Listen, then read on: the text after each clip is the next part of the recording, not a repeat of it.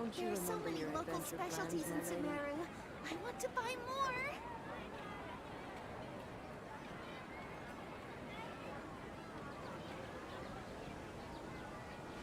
If you ever want to trade tactics, I'm always ready.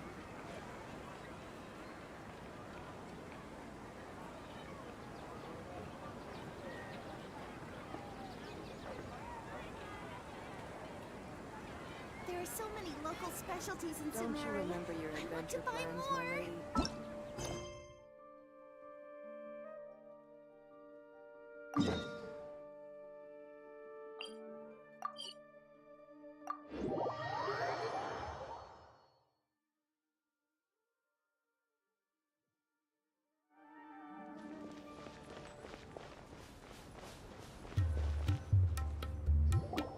Good old caravan rebot! Now let Paimon think. What were we up to the first time we came here? Oh, Paimon remembers! Nahita's consciousness had been trapped by the doctor, but we followed the clues she left behind to help her. So much time has already passed since then, and it seems Sumeru's changing for the better now that Nahita's in charge, right? Paimon just hopes this peace will last a long time, and then Nahita won't have any more new problems to deal with. Yeah, guess you're right. We somehow always find ourselves right in the thick of it. Who knows what will happen next? Come to think of it, maybe it's all because of you. Maybe you're just a magnet for trouble. Huh? Me? Before Paimon ran into you, Paimon never ran into any trouble. At most, when she was super tired, Paimon got caught in some strange whirlpool and sucked out into sea. And even then, you fished Paimon out. Anyway, for Nahita's sake, maybe we should think about heading to our next destination for now. Ah, look who it is. Running into you in a place like this? I can see you two still love wandering around. Oh, it's Dia! Since when are we just wandering around? We're usually taking care of some serious business. Even though it may have nothing to do with our journey. But never mind that. What brings you here? I just finished a commission in the desert for a usual client of mine. Nothing too interesting. Just escorting a shipment of goods. I'm on my way to report back. That's when I saw you two all the way over there, chatting away.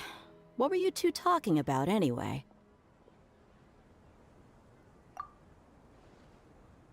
Huh? You serious? Can't say I saw that coming.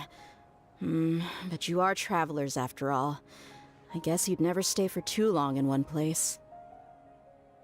Bumping into you like this will become a rarity. I'm starting to feel sad just thinking about it. Hey, how about I gather a few mercs to escort you two? What do you say? Thanks, but no need. Oh, Paimon had no clue you'd miss us so much.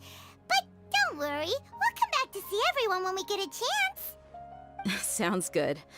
All you need to do to get to Fontaine is cross this stretch of desert and navigate some waterways. Knowing you two, I'm sure it won't be anything you can't handle. So, when are you leaving? Oh, wait a sec. Paimon just remembered there are still a few dishes in Sumeru that Paimon hasn't tried yet. Now, where's that list Paimon made?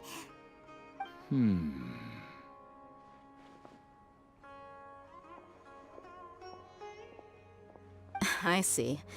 Guess you won't be needing a going-away party or anything. It's sad enough to see you go like this. Though, now that I think about it, Sumeru wouldn't be what it is today without you. Seems true heroes always prefer leaving quietly. By the way, should we go say bye to Nahita? Oh, good point. Then there's no need to bother her in the real world. Then, I guess this is goodbye for now, Traveler in Paimon. Whether as a client or a friend, you're always welcome to come find me. Goodbye, Dia. Bye-bye, Sumeru.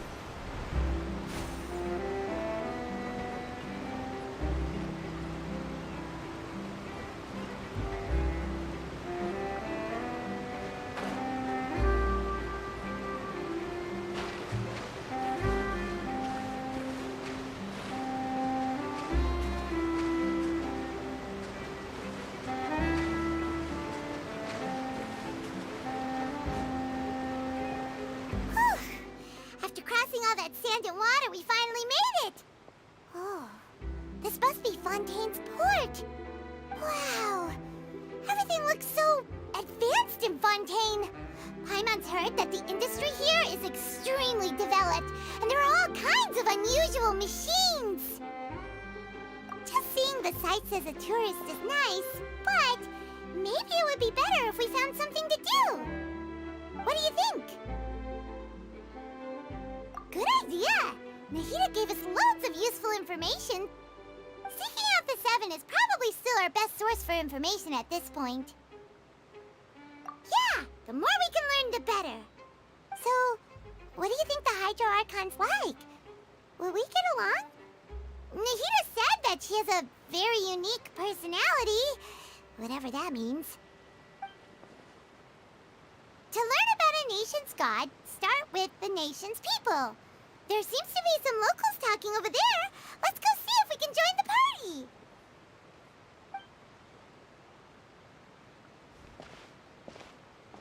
party. If you ask me, it's a tragedy how things ended for him. Clearly, he was a pretty decent person. Yeah, I didn't expect that kind of ending for him. I thought he would at least fight on a little longer for his family. I was expecting a sudden plot twist, but it's a pity that it never happened. Still, his story is quite the tearjerker.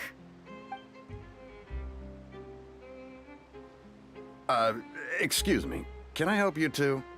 I couldn't help but notice you standing here listening. Hi. We're travelers new to Fontaine, and we had something we wanted to ask, but you seemed to be really busy talking about some kind of play, so we didn't want to interrupt. Play? Oh, no. We're talking about something that really happened. In fact, it's a case that was just heard a few days ago. Really? Like, a real trial? But the way you were talking about it and the words you used just now made it sound like some kind of story. Well, good tales are often based on true stories, aren't they? And what you see in reality may also be someone deliberately putting on an act while harboring ulterior motives. Whether something is true or not simply isn't that important. The main thing is whether the story being acted out on the stage is splendid enough. Oh, but it looks like you're not from around here. You probably don't know that the Fontaine Court of Justice is called the Opera Epiclese, or more commonly known as just the Opera House. But, shouldn't court cases be treated a little more seriously than that? Not to question Fontaine's way of doing things. It's just that putting someone on trial is usually a very serious thing. No worries. Other visitors to Fontaine have wondered the same thing. You could say that we just don't want to waste the moving stories behind those cases. And as for your worries about whether the cases are treated with due reverence, we have the absolutely just and honorable Chief Justice Neuvillette, as well as the Oratrice Mécanique d'Analyse Cardinal, a machine created by the Archon. Between the machine and the Chief Justice, false charges and injustice are a thing of the past now. Oratrice? Is it some kind of machine, too? Oh, Paimon's curious. We should check it out if we get the chance. Wait, Paimon almost forgot to ask you our question. Do you know what we should do if we want to meet the Hydro Archon? Oh, that's easy. Just go to the Opera House. Lady Farina practically lives there. You could definitely say it's her biggest passion. Huh. I think what they mean is that they wish to speak with the Archon personally. In that case, I'm afraid it's going to be a tad more difficult. You'll have to make an appointment well in advance, and it'll depend on whether or not she has any time slots available. Huh. Is the Hydro Archon super busy taking care of official stuff? Wait, didn't you say that she's always at the Opera House? No. Lady Farina seldom takes an interest with the nation's affairs. The reason it's difficult to make an appointment is simply because she's incredibly popular. That's right. After all, she is the Archon. Though she may tend to get a little dramatic from time to time, people can't get enough of her. Huh. First time Paimon's ever heard of an Archon being described that way before. Wait! Paimon gets now! The Hydro Archon is like a big celebrity here, right? Yeah, I suppose you could say that. Perhaps you could even say our mascot. Hang on. This is still Fontaine's Archon you're talking about. You should show some more respect. Yes, you're right. I guess I should at least try to be a little more respectful in front of visitors. Otherwise, I might get arrested and find myself face to face with Monsieur Neuvillette. Come on. Sure, there's a lot of laws here, but nobody's going to be arrested for saying something disrespectful about the Hydro Archon. Alright, I think we get it. Thank you! At least we now know that we can find the Hydro Archon at the Opera House. But who knows how long making an appointment will take? Guess we could have a look around the city in the meantime. Hey! What are you looking over there for?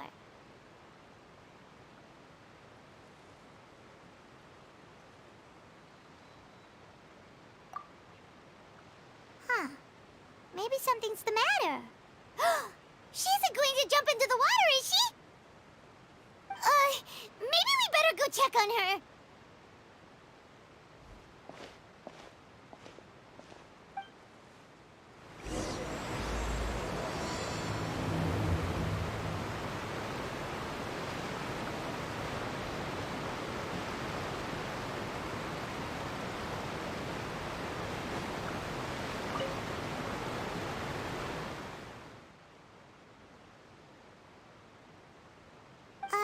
Hello there. Excuse me. Are you alright? Huh? Ah, I'm fine. Thanks. Oh, okay then.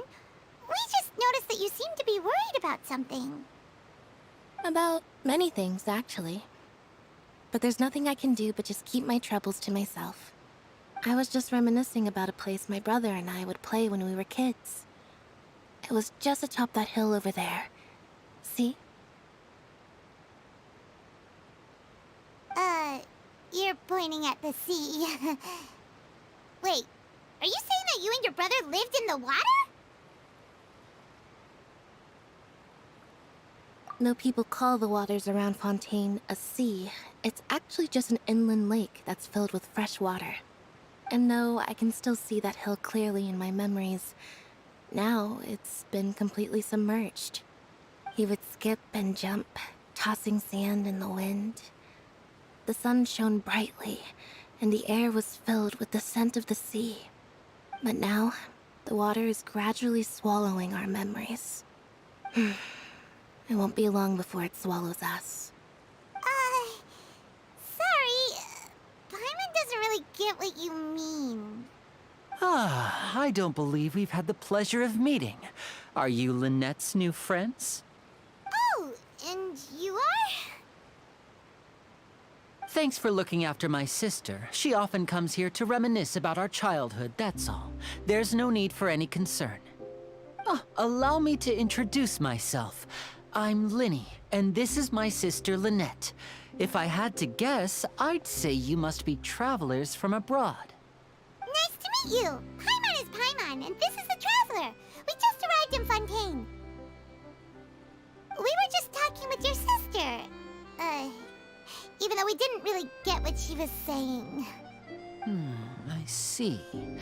It's unusual for Lynette to be so willing to talk with anyone. In fact, she seldom speaks at all. I'm usually the only one she ever talks to. Oh, really? Then you two are just like us.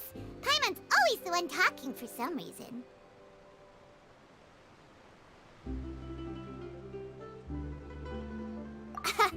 So that's how you think it is? I also think my brother can be too talkative at times. Seems you were right, Paimon. We are quite similar. So, what did Lynette mean just now when she said that the water is engulfing your memories, and that it won't be long before it engulfs you too? Oh, that.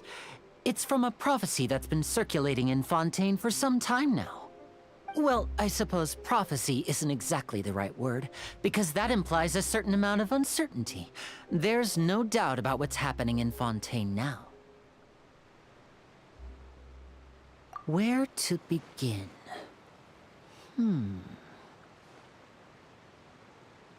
Let's put that question on hold for a moment. We still haven't formally greeted each other yet, have we? Did all the introductions earlier not count? Hello, traveler.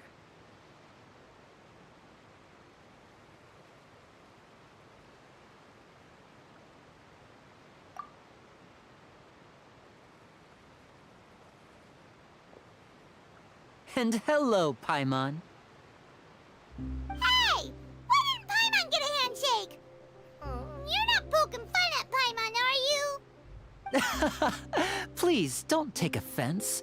Just consider it a sort of etiquette we have here in Fontaine when making new friends. You should remember it. It might prove useful. Oh, all right then. Well, Paimon's just happy to have a local friend now. By the way, we were just getting ready to go to the Opera House to meet the Hydro Archon. Would you be able to show us the way? So you're going to see Lady Farina? No problem at all. In fact, I was planning to go to the Opera House later myself. I'll gladly take you once I finish things here. Please, follow me.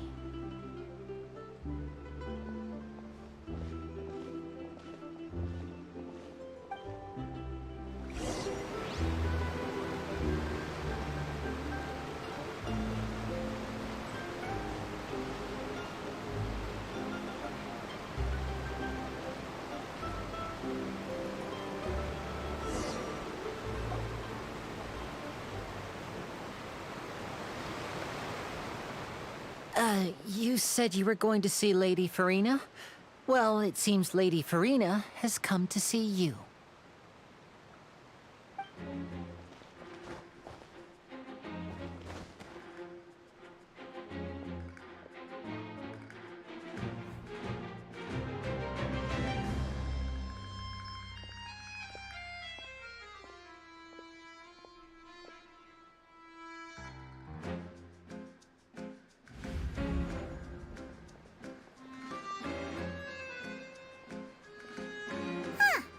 So, she's the Hydro Archon? But how did you know we were looking for her? My dear people, rich and poor, those with cup in hand and those with nothing at all, raise your glasses in celebration. If you don't have one, then just raise your hand in lieu.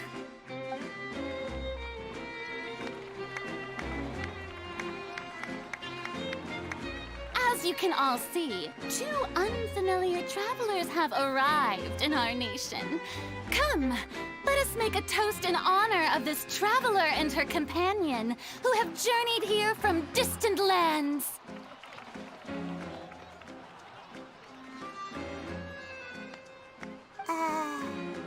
Is she talking about us?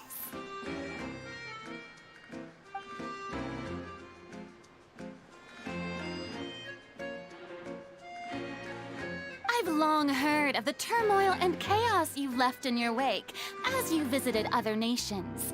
But I welcome you nevertheless. No, I have come to receive you personally. Fear is for insignificant cowards. I am a god, and I will never entertain the notion of such meaningless wariness.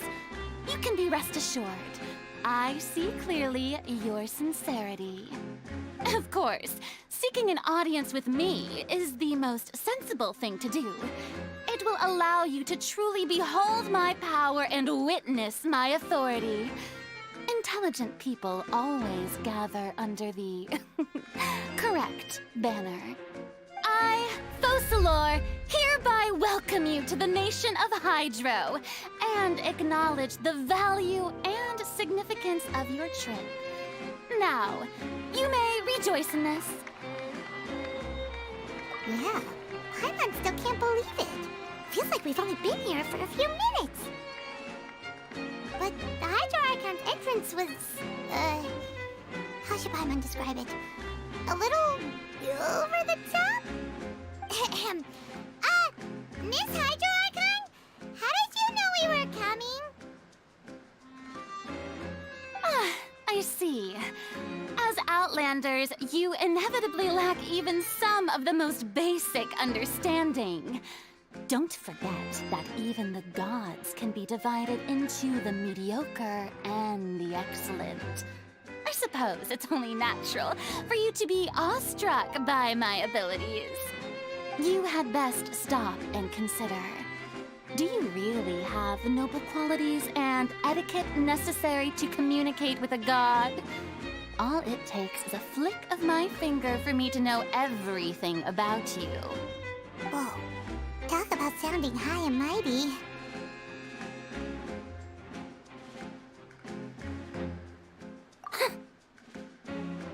Oh? What's with these looks? Perhaps the welcoming ceremony still isn't enough? What else should I say then? Is she waiting for us to start talking? Wow, I didn't expect to see Lady Farina here. What a surprise! Wait, does this mean they're the legendary blonde traveler? How did I not notice before? Hey, what's all the commotion? Oh, is that Lady Farina? Is there some kind of drama going on? Of course.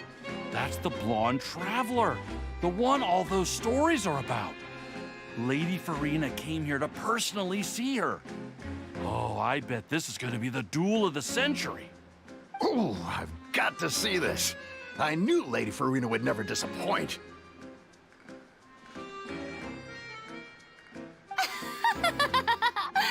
Yes, but don't get too excited now. My dear believers and spectators alike tend to get quite rowdy, and despite the noise, I've come to tolerate all their ruckus.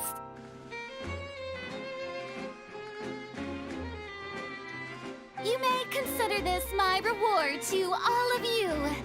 I have determined that there will be an epic duel between myself and this traveler from another land, just as you were hoping to see.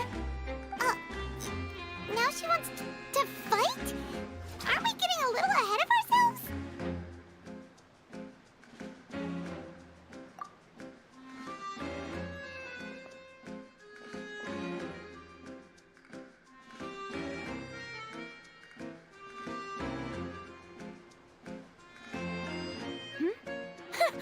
Are you not afraid?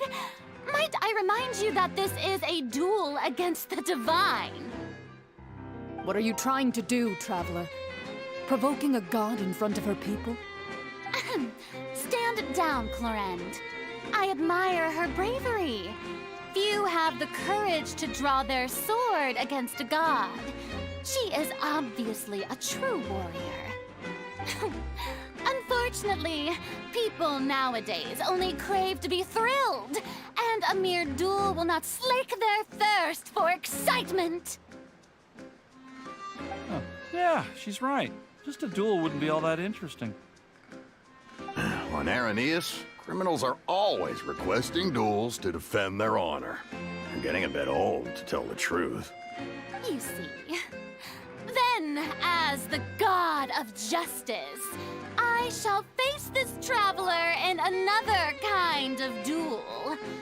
A duel in court! Whoa. All right! Now that'll be worth seeing! Right. This is Fontaine, after all. Such a grand opera house, it would be a pity not to use it. Why do you care so much about the crowd's reactions? Seems you've spent a little too much time in the opera house. Besides, how exactly do you plan to have a duel in court? You mean you're going to put us on trial?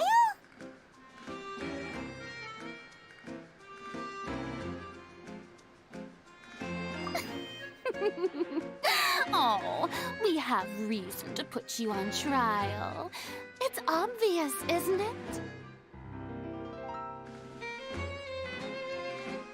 According to Fontaine law, no one is permitted to release any flying objects within Fontaine city limits during the first 3 days of each month. You are clearly guilty of violating this law, no? Oh, so that's what they've done wrong. That's our Lady Farina. No one knows the laws of Fontaine like she does. You call that obvious? What kind of law is that? Wait, flying object? You mean Paimon? Precisely! Now, if you two have no objections, then in the name of the Hydro Archon, I order your arrest. My apologies, Lady Farina. I don't mean to spoil the fun, but if you would allow me to interject, I don't think that Paimon here meets the definition of a flying object. You tell her, Linny! Finally someone who's not crazy. How could anyone call Paimon a flying object? Ah, great magician Linny, my beloved citizen. I'll permit you to object, but how exactly do you plan to prove your claim? As a magician who just rained on your parade, I naturally should shoulder the responsibility of saving the show. So, with such an audience gathered here, allow me to perform a trick for everyone.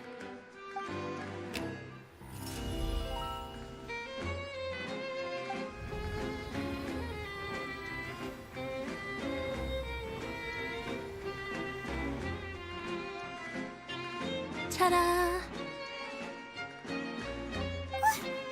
What's that on Paimon's back? Hey, when did you do that?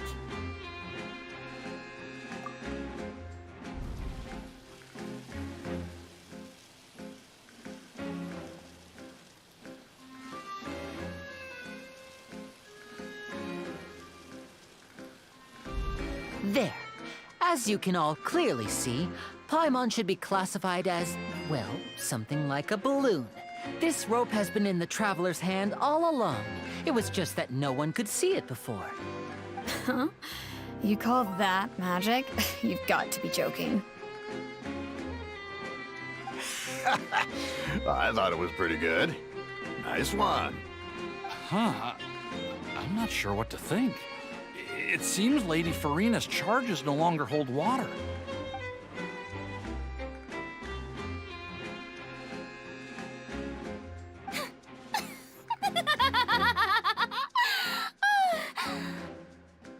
Amusing. Very amusing, Linny. Just the sort of unexpected twist that I enjoy. With you here, today's performance can finally be called complete. Performance? You see all this as a performance? In which case, consider the matter of your trial resolved. The god of justice will not bring charges against an innocent person. But when there are valid grounds, I will not only judge travelers from abroad, but even the gods of other lands. I look forward to seeing your upcoming performance at the Opera House, Mr. Linny and Miss Lynette. That's enough for now. Toodaloo!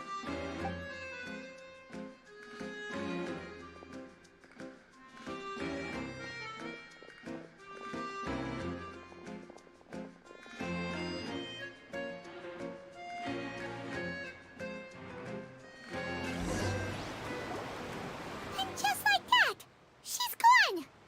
Well, that's the most unpredictable Archon Paimon's ever seen. We never even had a chance to ask her anything. But that's a problem for future Paimon. That whole scene just now was really...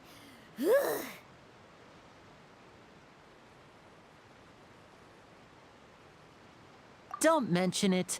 I just happened to remember that there was such a law, so I did a little preparation, just in case. I didn't think it would actually come in handy. So, now do you see what kind of god Lady Farina is? She can be a bit confusing at times, but she is still amenable to reason.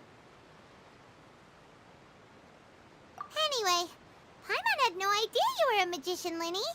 It sounded like you'll be performing at the Opera House, right? I just know a few simple tricks I use to make a living. Lynette is my assistant. It will actually be my first time performing on the most prestigious stage in Fontaine, the Opera House. But isn't the Opera House where criminal trials are held in Fontaine? When there are no public trials being held, the Opera House hosts a variety of other performances. To the people of Fontaine, the line between a trial and a performance can be a little blurred. And speaking of performances, I would be remiss to forego this opportunity gifted by fate. Might I invite the two of you to see my performance? My brother's always excited to make new friends. Oh, sure. We don't really have anything to do now, and we wanted to go to the Opera House anyway.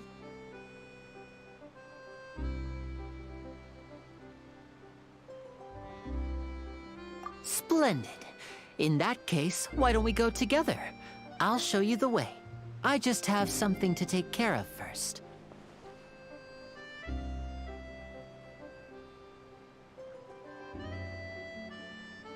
Oh, you really mean it? Then I'll take you up on your offer. This is a magical item known as a magic pocket. Perhaps you can help me distribute them to the people here.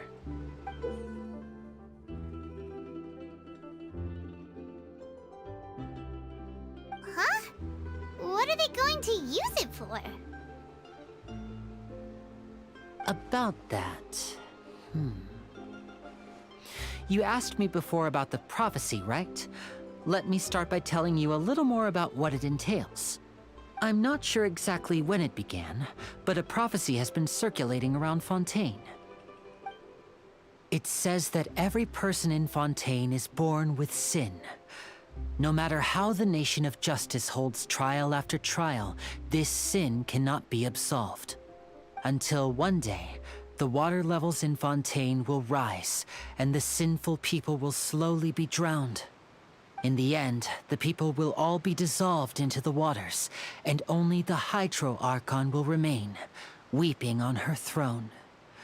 Only then will the sins of the people of Fontaine be washed away. That sounds pretty gloomy. Why are people in Fontaine born with sin? What is that supposed to mean? There are lots of guesses. Some say that the ancestors of Fontaine stole the power of the seas and stirred its wrath. Others say that the people of Fontaine never heeded the first Hydro Archon's warnings and offended Celestia. But here in Fontaine, evidence is what matters. There hasn't been concrete evidence for any of these claims, so they can only be regarded as conjecture. If even the people in Fontaine don't know what sin they committed, wouldn't it be better just to ignore the prophecy completely? Why bother feeling guilty all the time? That's exactly what the people did at first. But in the last few years, the water levels in Fontaine have actually started rising.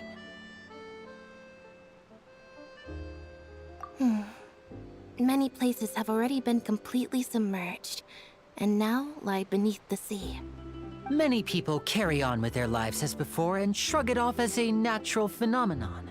But my family and I think that the people of Fontaine shouldn't ignore the possibility, which would end up sentencing them to death. We hope that at least the people who reside near the waterfront can move away before it's too late. So, we've started distributing magic pockets to them.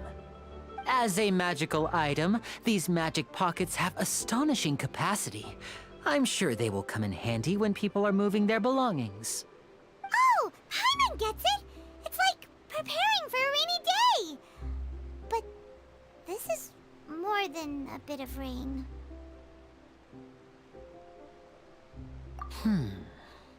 Perhaps only absolute power could ever contend with such a catastrophe. But who knows? We're just tiny specks in the grand scheme of things. Now, if you'd like to help, then please give these magic pockets to anyone nearby. Be sure to convince them to take it, regardless of what they say.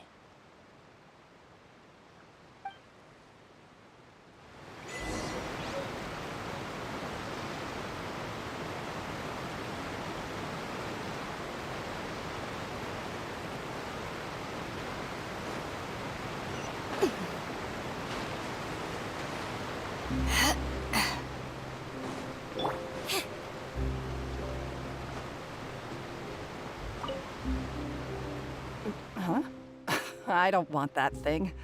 Way I see it, if the prophecy's true, it's still gonna be a long time before the water can cover everything. Life is all about living in the moment. What use is there in worrying about the future all the time? We'll cross that bridge when we get to it. You should still take it. You never know when it'll come in handy. Oh, all right, fine. Thanks. It's just that if I start moving, that means I've already given up on the life I have now. I'd really rather not.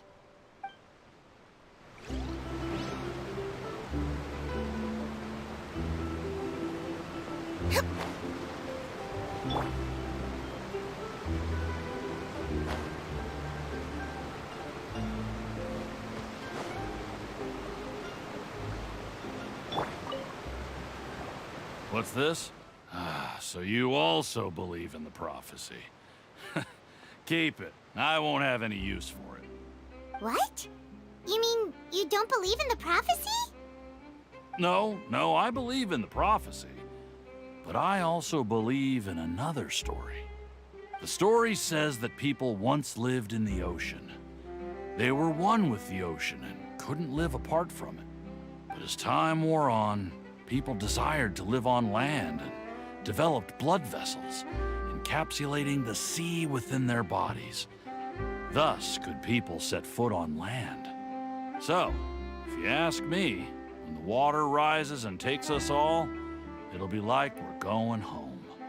Oh, we hadn't heard that one before.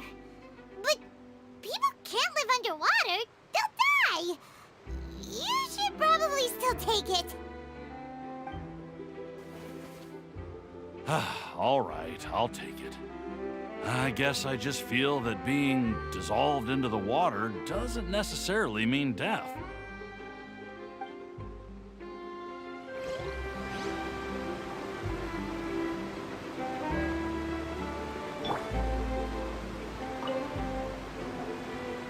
So you're the blonde traveler that everyone's been talking about. My apologies for not recognizing you earlier. Oh, a magic pocket? Seems you really thought of everything. I guess it's better to prepare for the worst and hope for the best. Thanks. Please, also thank the magician on my behalf when you get the chance.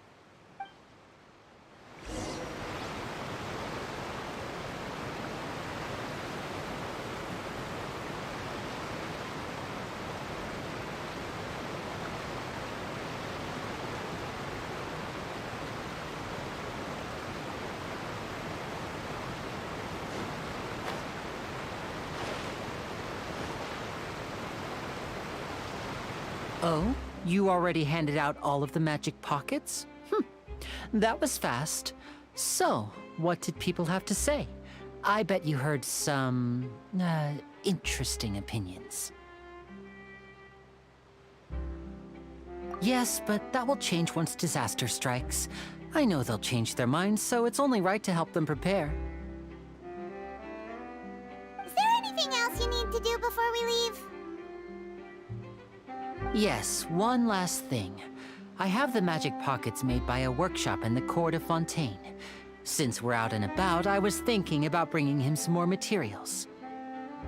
So, you want to collect materials? Just tell us what the materials look like and we'll help. Many hands make light work. Oh, that would be much appreciated. We'll need some Romaritime flowers. I remember seeing them near the waterfront on the east side of the harbor.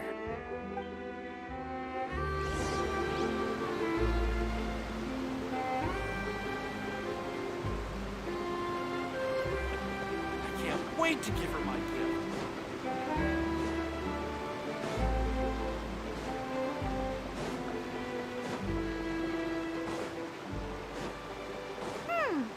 It seems we have to use Hydro to collect Romaritime flowers.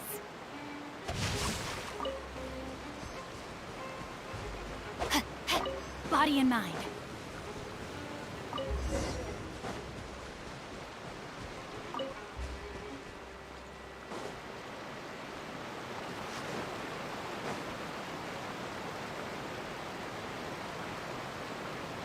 rain outlines your fate.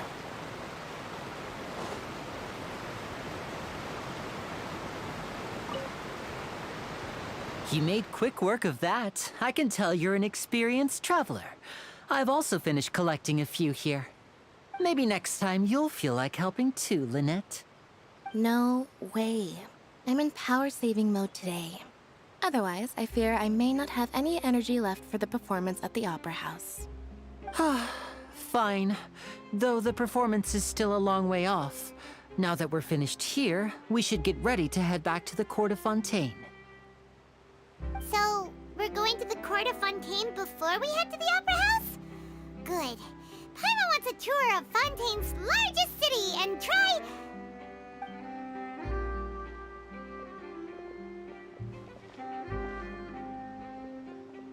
Wait, shh. Have you noticed that person over there? The young girl. Huh? What's wrong with her? Paimon didn't notice anything. She's obviously a thief. Magicians and thieves practice similar methods. We divert attention, and a distracted audience is one that won't discover what you're really doing. Watch her movements carefully.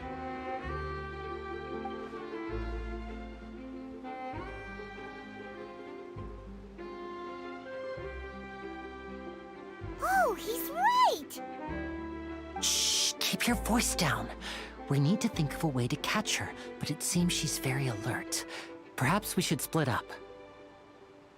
You two can ride the lift over there and wait up top. I bet that'll be her escape route if she tries to run. All right, let's go.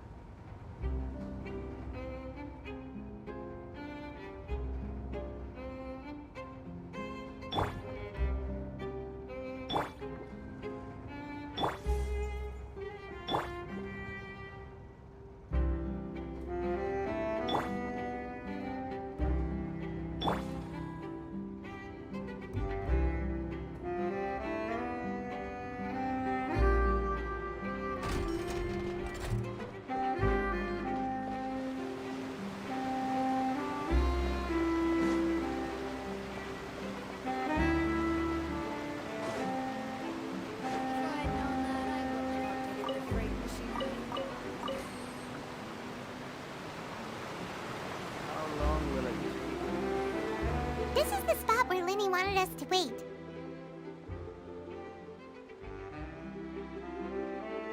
Oh, look! Isn't that her?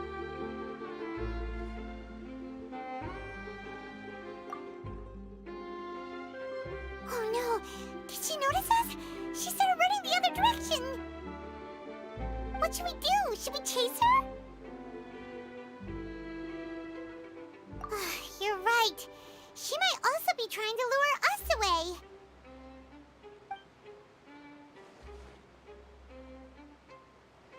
Nothing's happened for a while now. Paimon wonders if Linny caught the thief. Yeah, let's go.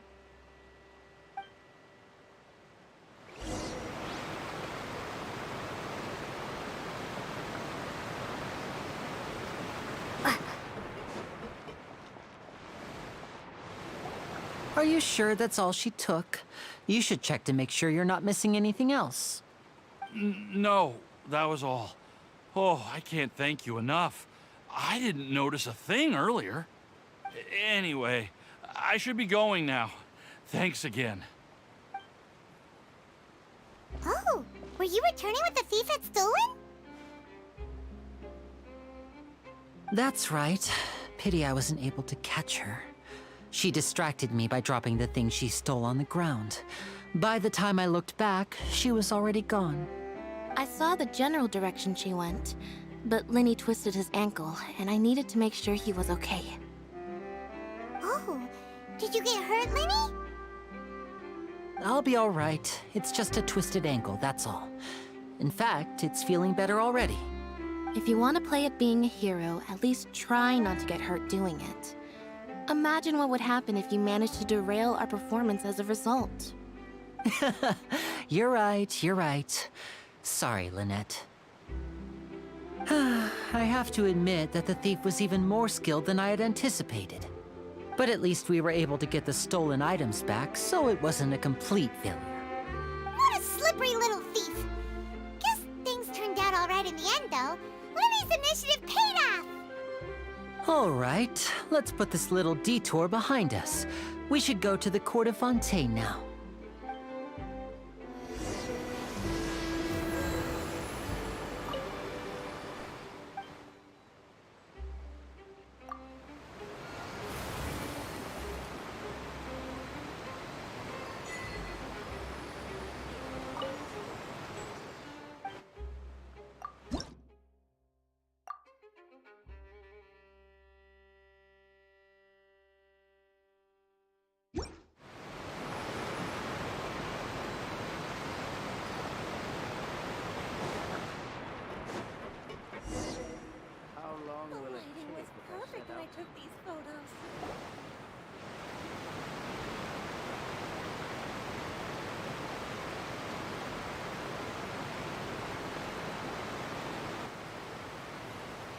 So, we ride this thing to go into the city?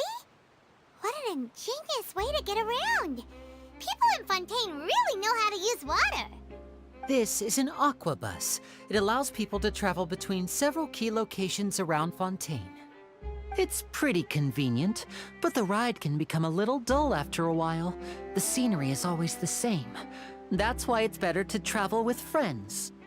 So you mean it's still boring even when I'm riding with you? No, that's not what I meant. It's just that, well, you don't really talk that much. Besides, it doesn't really feel like a real trip when it's just the two of us. It's the same as being at home.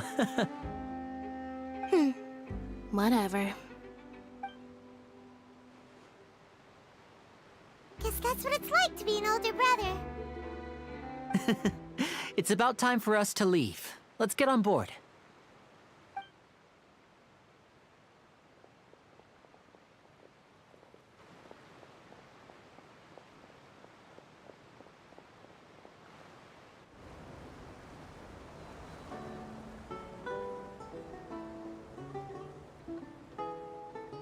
Huh? What? Traveler! Paimon! Charlotte! Oh, I never guessed I'd bump into you all riding the aquabus. In the story of my life, this is big news. What are you doing in Fontaine? I didn't hear anything about you paying us a visit. Yeah, it's quite the coincidence. But as travelers, we're always on the move. It's not surprising that nobody knew we were coming. Though we still have no idea how the Hydro Archon knew about us. Oh, let Paimon introduce you to our new friends! Oh, no need for introductions, Paimon. I would recognize the great magician Lenny and his assistant Lynette anywhere.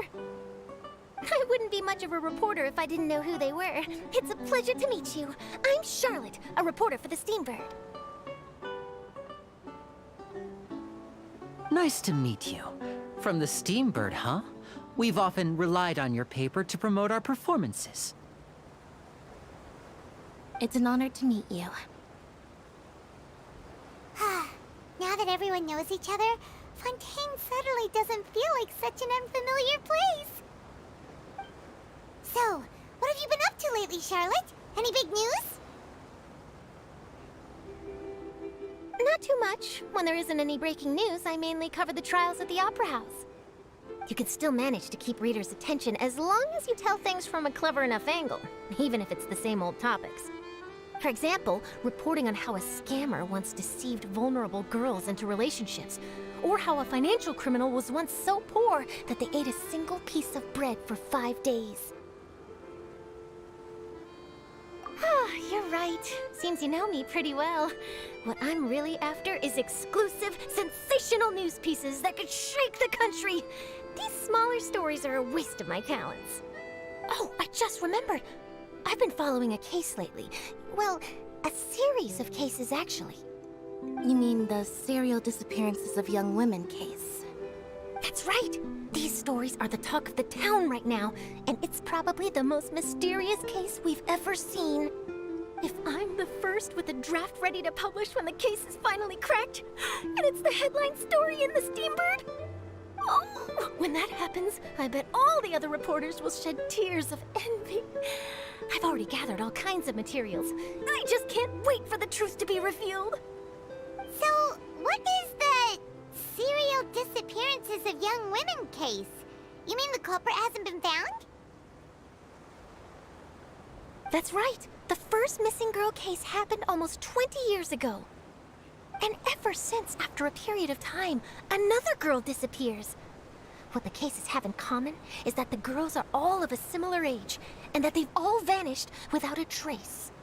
But the scariest part is that to this day, none of the girls have ever been found. Many suspects have been arrested over the years in connection with this case, but shortly after each arrest, another disappearance would always happen.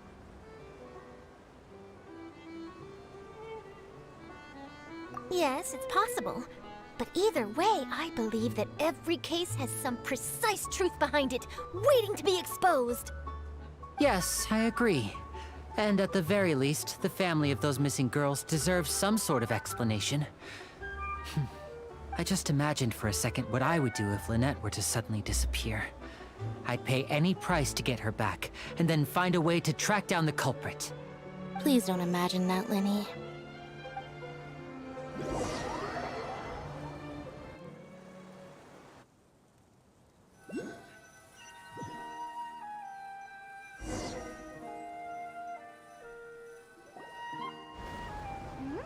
Hey, we're almost there!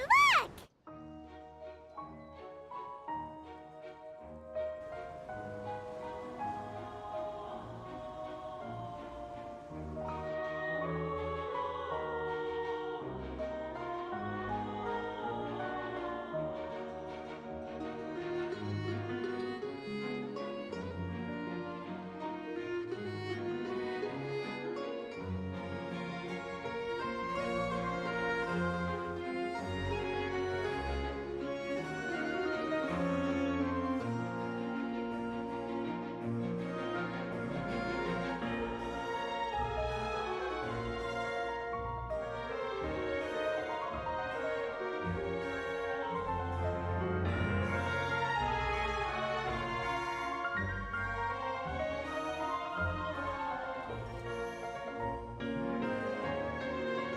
Well, I really enjoyed chatting with you. Life should be full of pleasant little surprises like this. Yeah, us as well. The ride went by too quickly. Ah, I have an interview to get to. I should get going before I'm late. Okay, Paimon hopes we can chat again soon, Charlotte. See ya! Bye now. Oh, be sure to stop by and see me at the Steambird when you have time. What a tough job. Always running around and interviewing everyone. Well, where should we go now? If you don't mind, how about we stop by my home first? Besides, I still have all the materials we collected. Sure, we wouldn't mind at all. This city is so huge, Paimon wouldn't know where to start anyway.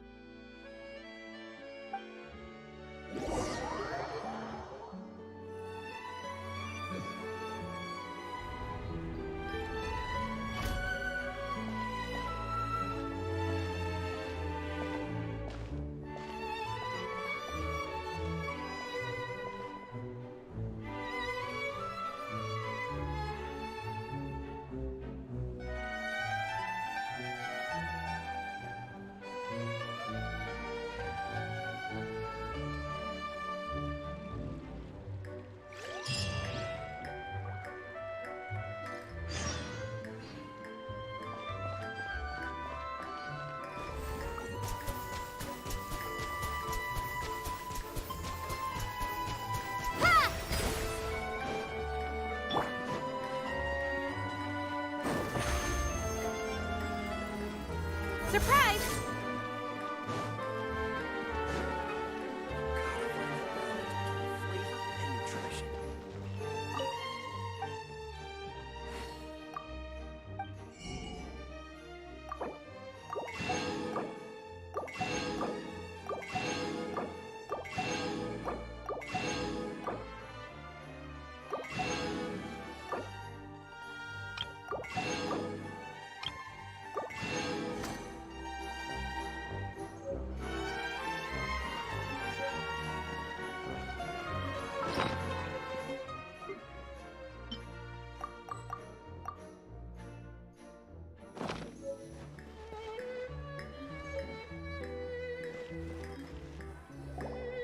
This is our current abode.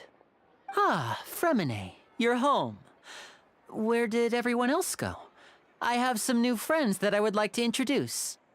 Oh, they all just went out a moment ago. I see. Everyone is getting busier now that Father will be returning soon. I suppose that can't be helped. Allow me to introduce you to my little brother, Fremine. He is a phenomenal diver. Hello. Nice to meet you. Paimon is Paimon, and this is the Traveler. Oh, you sound very proud to have a diver as a brother, Linny. Linny, could you come here for a moment? What is it, Fremine? Do you have something to tell me?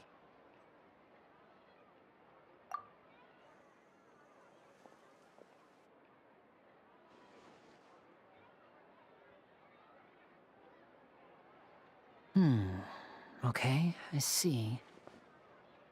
Is everything all right? Oh, it's nothing. We were just discussing a little housework. Sorry for the interruption. Oh, before I forget, the Traveler and I collected more materials to make magic pockets. Were you able to get any, Fremine? Yes, I went diving and gathered lots of materials. I was about to give them to you. That's our Fremine, always quick with the underwater work. All right, I'll take these to the workshop.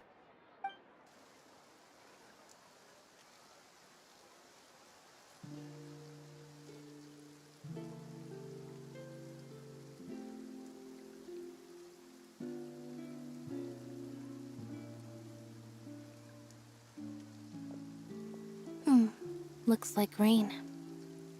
Oh, you're right. But wasn't it clear and sunny just a moment ago? Fontaine's weather sure is weird. I'm afraid that's just how it is here. It often rains on days where there are trials being held in the Opera House, but don't worry, it'll clear up soon enough. What's wrong, Fremine? There's a legend about the rain that I tend to believe. It's said that a dragon of water once resided in Fontaine. Though we don't know where the dragon went, every time it weeps, the skies will cloud up and pour out rain. When I was a child, my mother told me that if I wanted to go outside and play, I should yell toward the sky at the top of my lungs. Hydro Dragon! Hydro Dragon! Don't cry! If it's an elemental dragon, then having the power to make it rain wouldn't be very unusual. Let Paimon try something. Hydro Dragon, don't cry!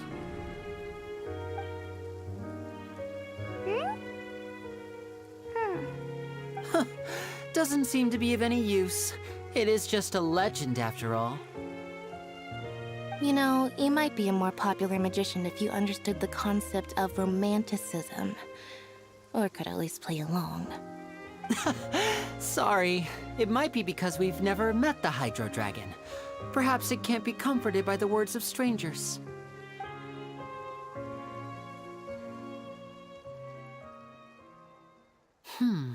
It rained for longer than I suspected.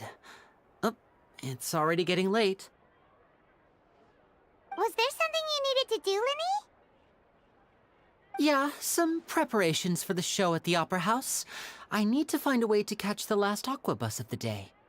On the day of the performance, just ride the aquabus to the island of Araneus.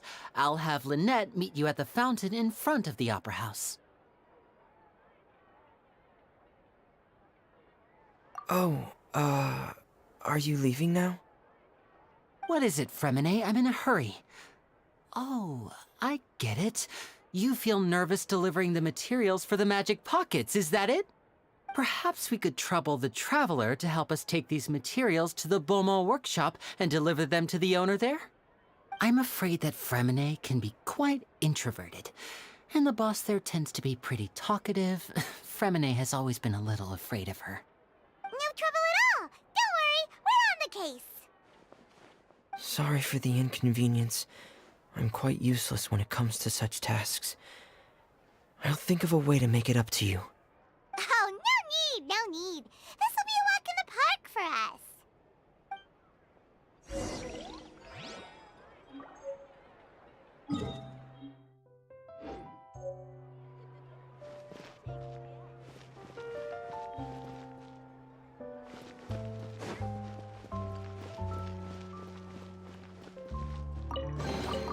Piece of cake.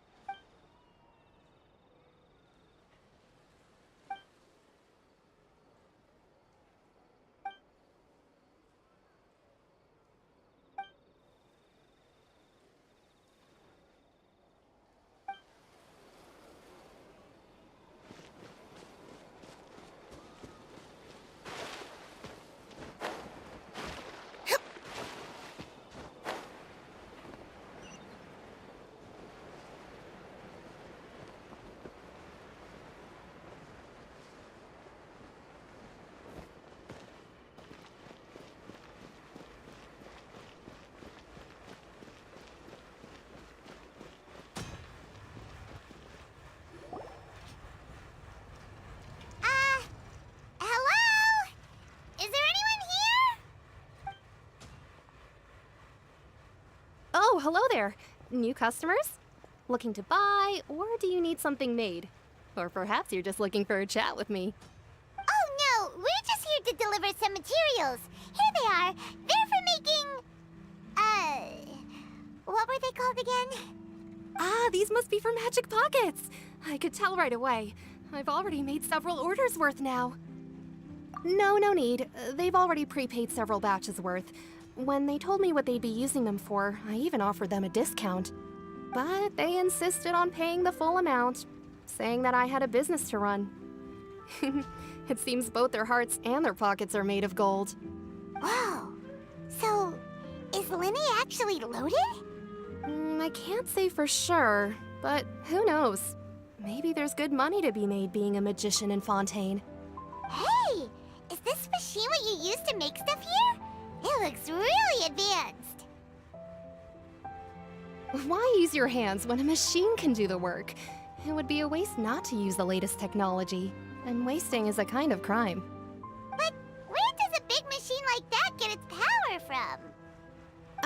Well, it's a little complicated. I'm not sure I can put it in layman's terms for you. But basically, everything we usually use here in the city is powered by indemnitium.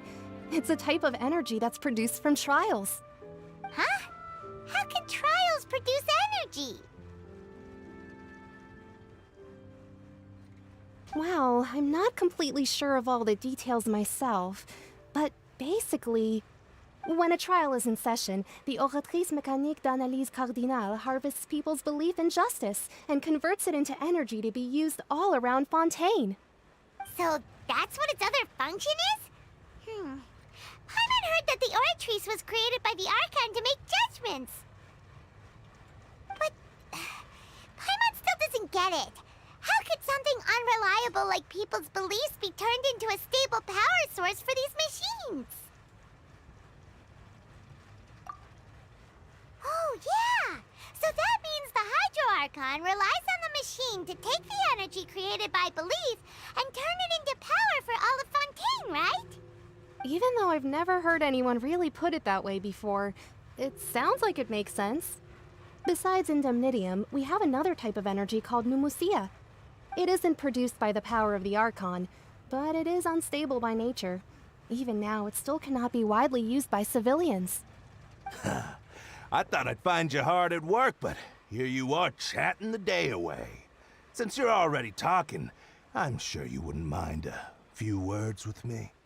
You again? Didn't I already promise you that I'd have the more I owe to Confrérie of Cabriere by next month? Why are you hounding me now? Yeah, but how do we know that you won't go running off by the end of this month? I want 50% today. Wait, no, 70%. Huh? You... Seems business isn't so great for the workshop. We've already finished our job and delivered the materials. Maybe now's a good time to leave? Hey, hold on! Before you go around trying to collect payments, why don't you settle your own debts first? If Confrérie of Cabriere wants to poach clients from Northland Bank, that's fine. But I'm afraid you still owe the bank a hefty sum of mora. So why don't we work things out between us first, before you get back to your little conversation here? You're from Northland Bank. But we said we'll pay everything we owe next month. Why are you hounding me now? Traveler, Paimon! I didn't think I'd run into you here in Fontaine. What are the chances? We're surprised to see you too! What are you doing here in Fontaine? You didn't want to stay in Snezhnaya?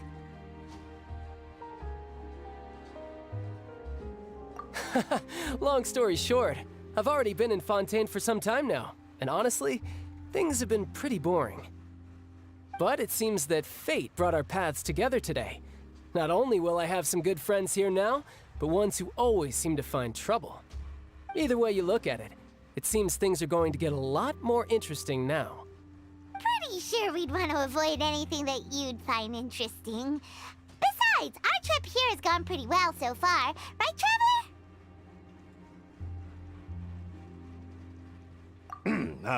Hey, you, Northland Bank boy. Aren't you forgetting something? Don't interrupt. It's not often I run into the Traveler like this. Why don't you wait for me over there for a while? You kidding? Aren't you the one looking for us? You really expect us to sit and twiddle our thumbs while you catch up with your friends? Listen to me, boy. If you want your mora, fine. Why don't you come and take it? Hey, I just said not to interrupt. Oh, by the way, Traveler, the last time I took Tonya and Tusser ice fishing, Tusser said... Hey! That's way over the line! All right, boys, let's see who has to pay up now! Can you at least let me finish one sentence? Fine. Though the bank told me not to get rough with our clients. You're the ones who started it. This is an act of self-defense. You two will have to be my witnesses, okay? I'm sure this won't take long.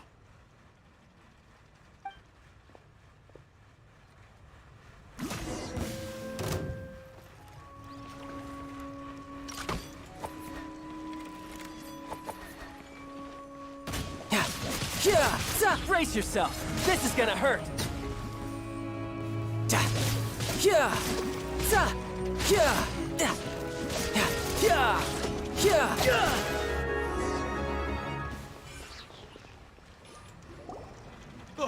What's your deal, Brad?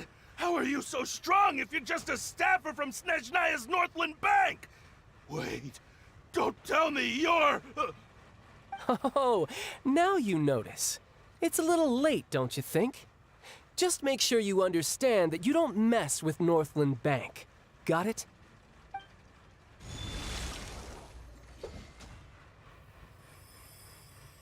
Huh? Now's my chance!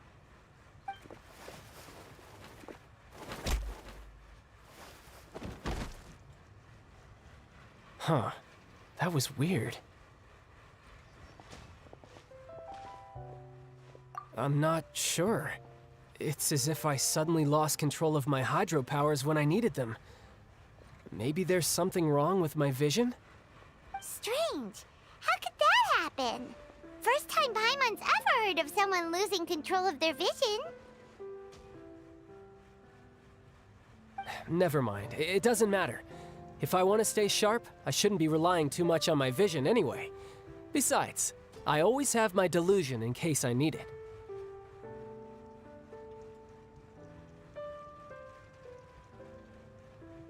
So what are you doing in Fontaine, child? I don't see its work for Northland Bank. Well, I guess it's because I've been in a bad mood lately. Huh? What kind of reason is that? Wait, since when do you feel down about anything? I don't know. Maybe I still have a lot to learn about myself. But recently, there seems to be some sort of restless power stirring inside of me. And I don't know why, but every now and then I feel like I'm in a terrible mood. Maybe you losing control of your vision just now is connected with that power you're feeling inside. That is a possibility. I can't remember if I ever mentioned it before, but when I was 14, I fell into some unknown abyss. It was during that time I learned nearly all of my abilities. The one who took me under her wing and taught me was named Skirk. She was always quiet and very mysterious. Nobody knew where she came from or what she had been through, and she was always very strict when teaching me combat techniques. One time, I asked her why she was willing to take me on as an apprentice. From what I could make of her answer, it was because I had awakened it, and traces of it remained on me. She said that all my combat training would be useful in the future. But what is it? What did you awaken? She never explained that, but my guess is that it's related to a dream I saw when I had just fallen into that abyss. In my dream, I was in the deepest depths of the sea, and the boundless seabed was all around me. But in front of me appeared a whale that was so massive, I felt like I couldn't breathe. A whale? Oh, that sounds familiar! When we fought against you before, you summoned a huge whale that seemed to leap at us. Is that the one? That's just an abstract form of a whale that I create using my elemental powers. It takes that shape because the scene I dreamt of the whale has always been stuck in my mind. I'll never forget it. So you used the whale as inspiration for one of your moves? Huh. Seems a little twisted to Paimon. So why don't you just go ask your master? Maybe she knows the answer. You make it sound so easy. Ever since the incident I experienced there, I've never stopped searching for Master Skirk and that unknown abyss. But it's been years now, and I've still found nothing. There isn't even a trace of the place where I remember falling into the abyss. Oh, it sounds like some kind of ghost story. Yeah, I'm out of leads at this point, but there's nothing more I can do. It seems that strange encounters in this world tend to be elusive like that. Oh, seems the time really flies when I'm talking with you. I just remembered I have somewhere else I need to be, so I should get going. What? More work for the Northland Bank? No, it's more of a personal appointment. Lately, I've been sparring with some of Fontaine's official champion duelists whenever I'm feeling bored. Official champion duelists? You mean it's their job to duel? Yep. In Fontaine, before a criminal goes to court, they're given one chance to defend their honor by requesting a duel with an official champion duelist. The champion duelists are all-powerful fighters selected from among the nation's best, and the duel itself is a no-holds-barred fight with no specified stopping point. So engaging in such a duel is regarded as a symbol of defending your honor. If a criminal manages to win the duel, they'll be acquitted. But if they lose, they'll have no choice but to stand trial. And the worst-case scenario is that you're simply killed in the duel. Though it's rumored that Fontaine has a death penalty, from what I can tell, no one has ever been officially sentenced to death. So really, the only people who opt to duel are those who have suffered a grave injustice in being accused, or those who greatly value their honor. Otherwise, why gamble with your life? So, do many people actually get out of their trials by winning the duel? Apparently, it's exceedingly rare for anyone to actually win. Fontaine probably enacted this system as a way to show that the nation respects the honor of its citizens. Besides, none of the champion duelists are to be trifled with, which is exactly why I was itching to face them as soon as I got to Fontaine. Apparently, the one I'm meeting today, Clorinde, is the strongest of the champion duelists. I had been asking her for some time before she finally agreed to face me today. Well, that's child for ya. Paimon feels like we heard that name somewhere before. Clorinde. Huh.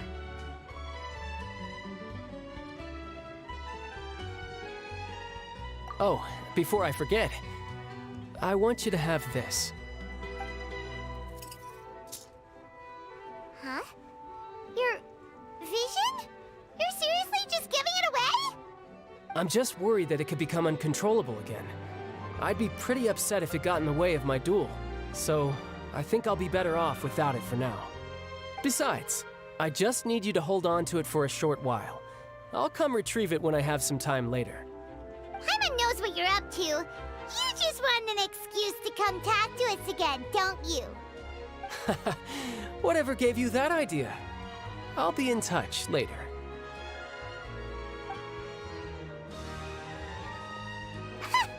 That sneaky guy. He said he's been feeling down lately, but he seemed the same as ever to Paimon. Well, seems we don't have much to do for now. We might as well walk around and see the city before Lenny's performance.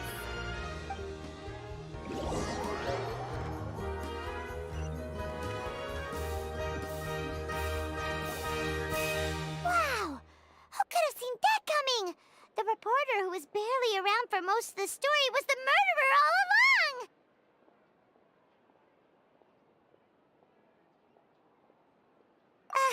Sorry. Paimon was just surprised, that's all. Whew. Paimon never saw that twist coming. The murder mystery novels here are amazing! The whodunits here in Fontaine are a lot different than the light novels you see from Yai Publishing House.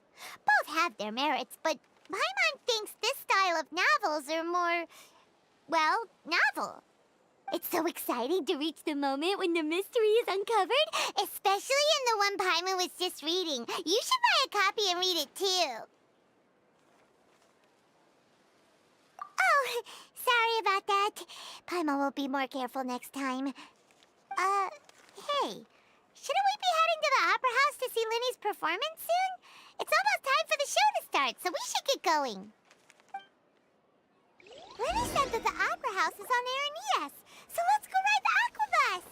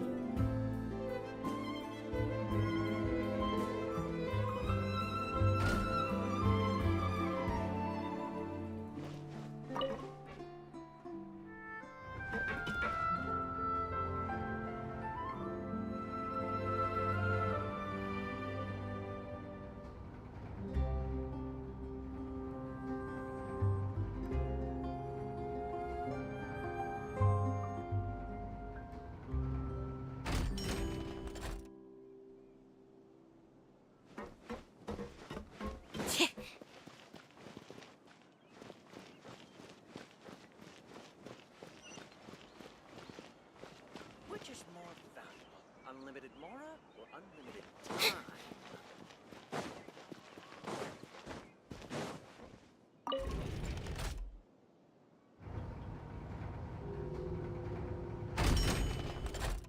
Welcome to the court of Fontaine. Please watch your step.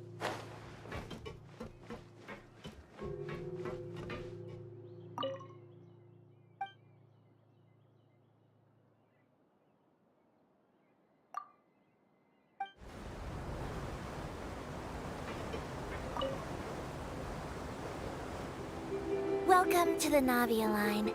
I am Elfan. The boat will be departing imminently. Please do not stick your head, hands, or other body parts outside the boat. The Aquabus operator is not responsible for any accidents or injuries resulting from doing so. Also, please remember to buy the Steambird, though I don't read it myself.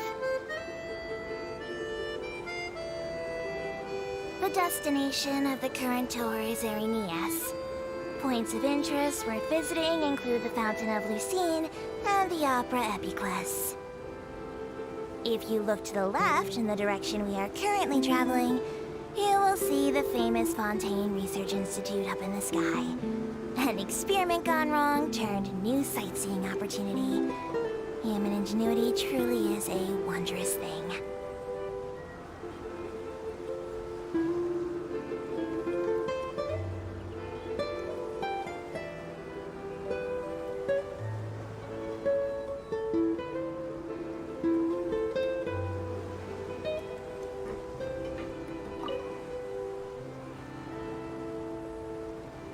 Approaching our final destination.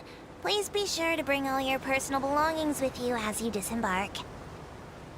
Even though I will take any forgotten items to the Lost and Found, the paperwork is rather annoying, as Melusine hands are not suitable for grasping pens. Please be careful when disembarking. It has been my honor to be your tour guide this trip. Thank you.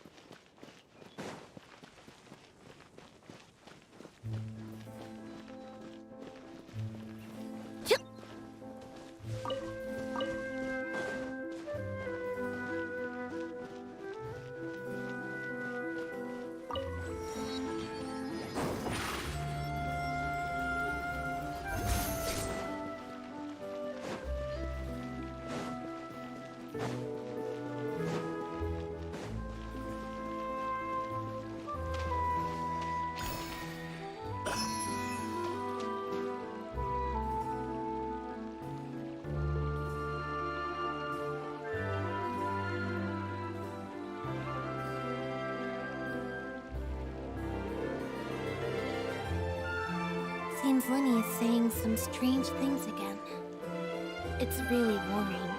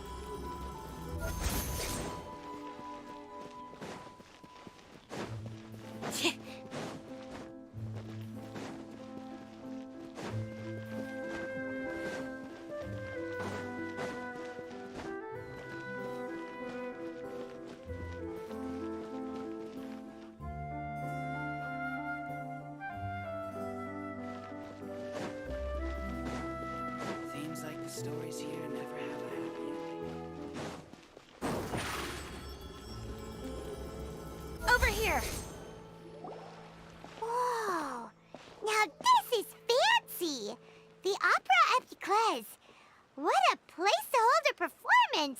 No wonder Linny and Lynette were looking forward to it. Huh. Looks like there's a lot of people standing around the fountain up ahead. Oh, Archon, please bless us with a bright and healthy child. We pray. I don't know why you always feel the need to ask so much. I'll be happy as long as our child is healthy and lives a peaceful life. I guess if they're our kid, then there's no doubt they'll turn out smart. Maybe this is one of the customs in Fontaine. There sure are a lot of couples here. Vache. What's wrong? Vache. Vache. No, Paimon didn't say anything. Are you hearing things? Welcome to the Fountain of Lucine. All the water flowing through Fontaine converges here. It's customary for newlyweds to come here and wish for children. Ah! Lynette! You scared Paimon! When did you get here? Lenny asked me to wait here for you, remember? Right. What do you mean? There are a lot of people here right now. Hey, you're not trying to scare Paimon, are you? Besides, it's the middle of the day. It's not the time for eerie things. I see. I might be able to tell you something that could help explain the voice you heard. In fact, you might not be imagining things at all. I suspect that what you heard is a result of your hypersensitivity to the hydro element. Others in my family have had similar experiences. It's because of her sensitivity to the hydro element? But what would hearing a voice have to do with elemental power? When do you cry, Paimon? Wait, what? What does that have to do with anything? Just answer me. When do you cry?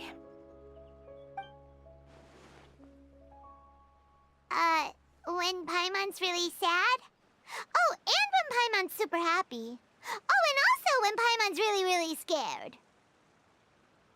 Then you should understand that tears contain your most intense emotions. Like I just mentioned, the Fountain of Lucine is where all the flowing water in Fontaine converges. Even the tears that fall to the ground will eventually gather here. So maybe what you heard was the intense emotion coming from someone's tears. So, what did the voice say? Huh. If you were hearing their emotions, then Paimon wonders what happened to them. Rather than worrying about them, we should worry about my brother first. Don't let that calm look of his fool you. He tends to get pretty nervous just before a performance. So chatting with Linny might help him relax a little before he goes on stage. Oh, right. That makes sense. Let's go in and see Linny.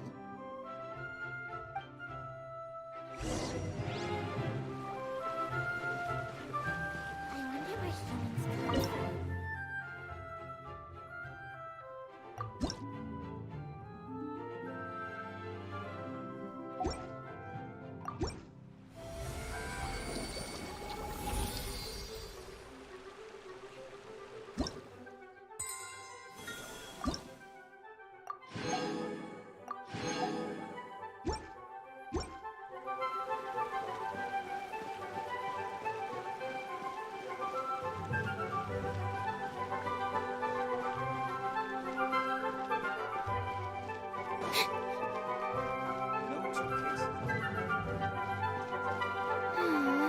Lady Farina hasn't changed one bit.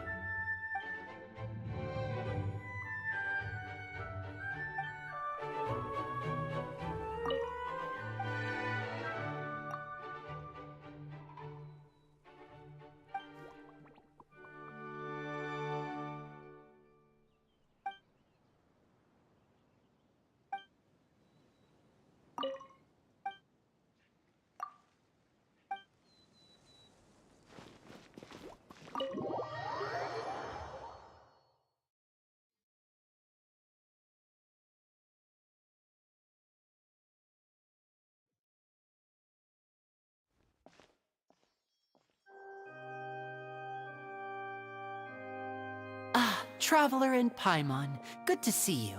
I knew you two would come. Are you kidding? We wouldn't miss it for the world. We've been looking forward to it.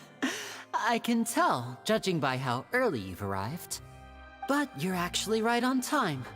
The audience still hasn't started entering the venue yet, which means now is the perfect chance for us to take you to the best seats in the house. Wait just a moment, I'll fetch the tickets.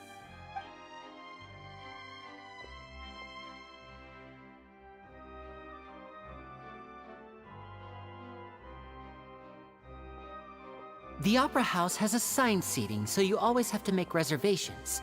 I've already reserved your seats, and here are your tickets. Ooh, front row seats! Thanks, Linny! Don't mention it. There's no need to keep thanking me. Hey, Lenny! Could you come over here and take a look at this? Oh, I'll be right there. Seems there's an issue with the stage props over there. That's Cal, my assistant, calling me. I'll go lend him a hand. Yeah, we'll just go to our seats. You go ahead, Linny.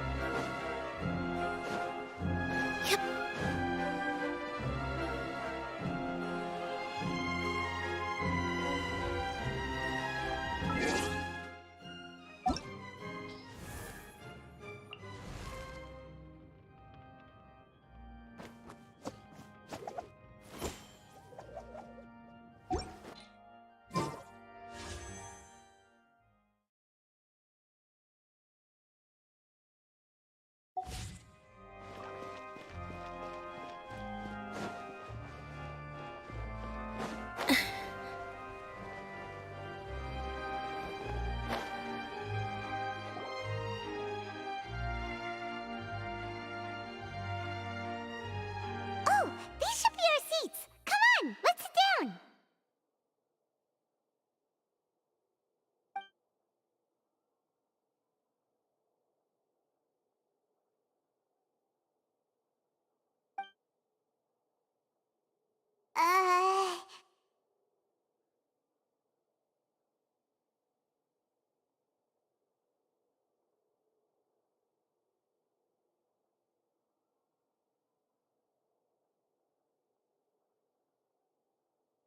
Uh...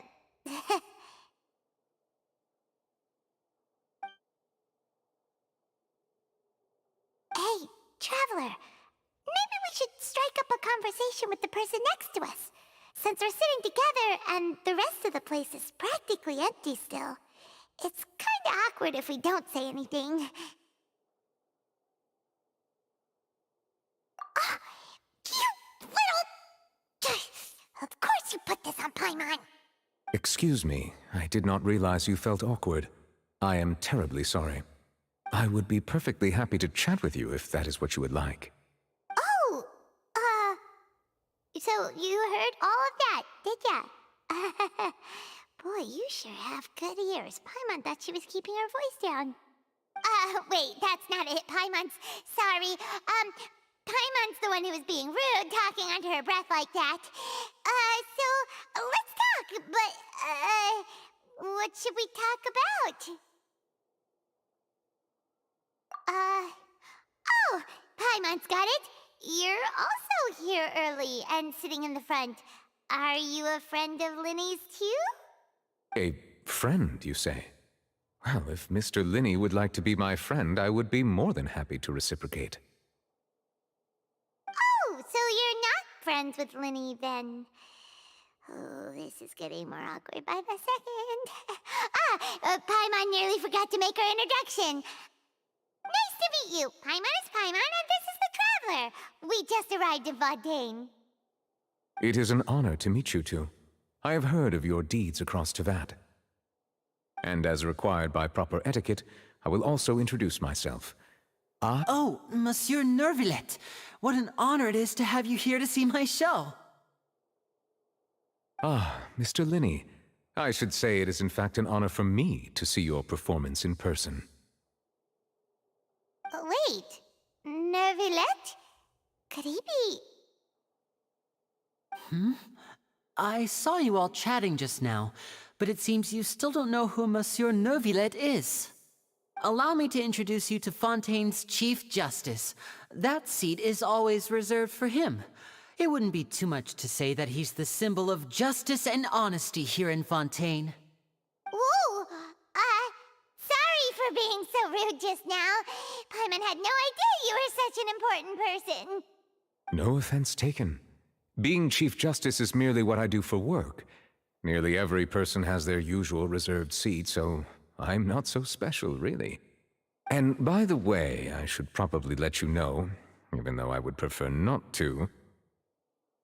There's someone sitting up there in the VIP seats that has been striking a pose for quite a while now. I believe she is trying to give you a most elegant and impressive first impression.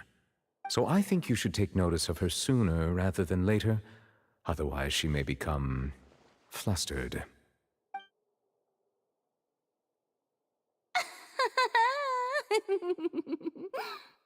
Huh? Oh, it's Farina, the Hydro Archon. Huh. She sure has a smug and satisfied look on her face. Guess she has no idea that you saw right through her act. Very good. That is for the best. No need to pay her any more attention. We may now enjoy the show. Huh? So is this what things are like between the Chief Justice and the Hydro Archon? All right, please wait just a moment longer. I've pretty much finished my preparations, and the performance will start as soon as the audience has made their way to their seats. Yay! The show's finally about to start! Paimon can hardly wait! Paimon's never seen a real live magic show before!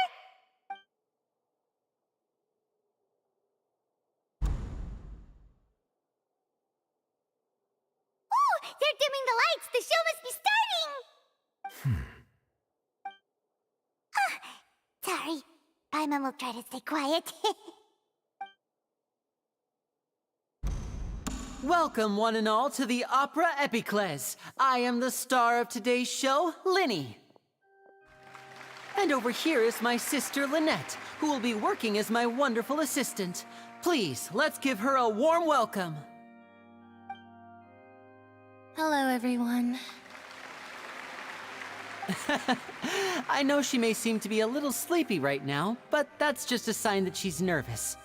Whatever. Now, some of you may be thinking, two vision holders who can freely manipulate elemental powers performing magic is not true magic at all. So, I would like to take a moment to assure you that elemental powers will have nothing to do with what you will witness on the stage today.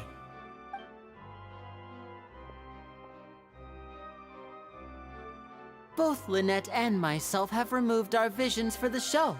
That way, even the gods won't be able to help us. Oh, good point. That's what makes the show real magic. Now, without further ado, let the show begin.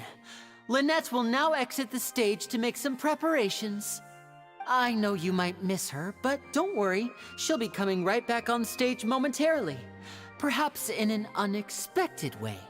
I'm sure she'll be stealing the spotlight soon enough. Oh, and before I forget, there's one more thing I should say. You never know what can happen in the blink of an eye. A magician's greatest skill is making things disappear or appear. The possibilities are endless.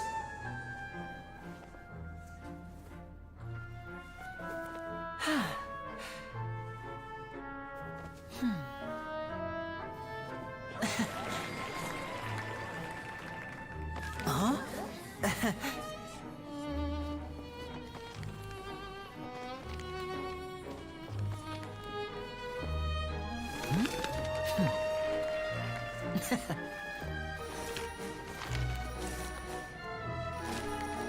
But this isn't what you came for.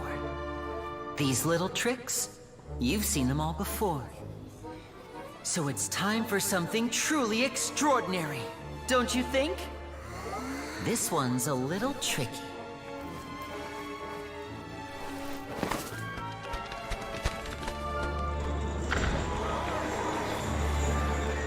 Using this water tank, I shall make my sister vanish completely, right before your very eyes.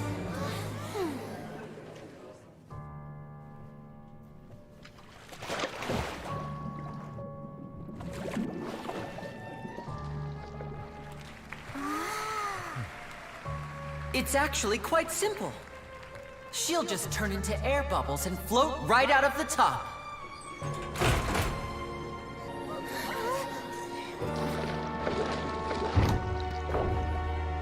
Oh no! I told them to check all the props carefully. With the lid on, even air can't escape. An amateur magician would be getting very nervous right around now. Luckily, it's me on stage, so let me show you what a true virtuoso can do.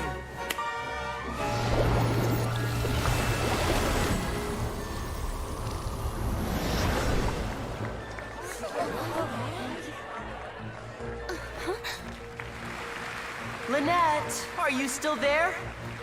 Don't go too far. We don't want to use up all our magic. Hi, I'm back. Uh-huh.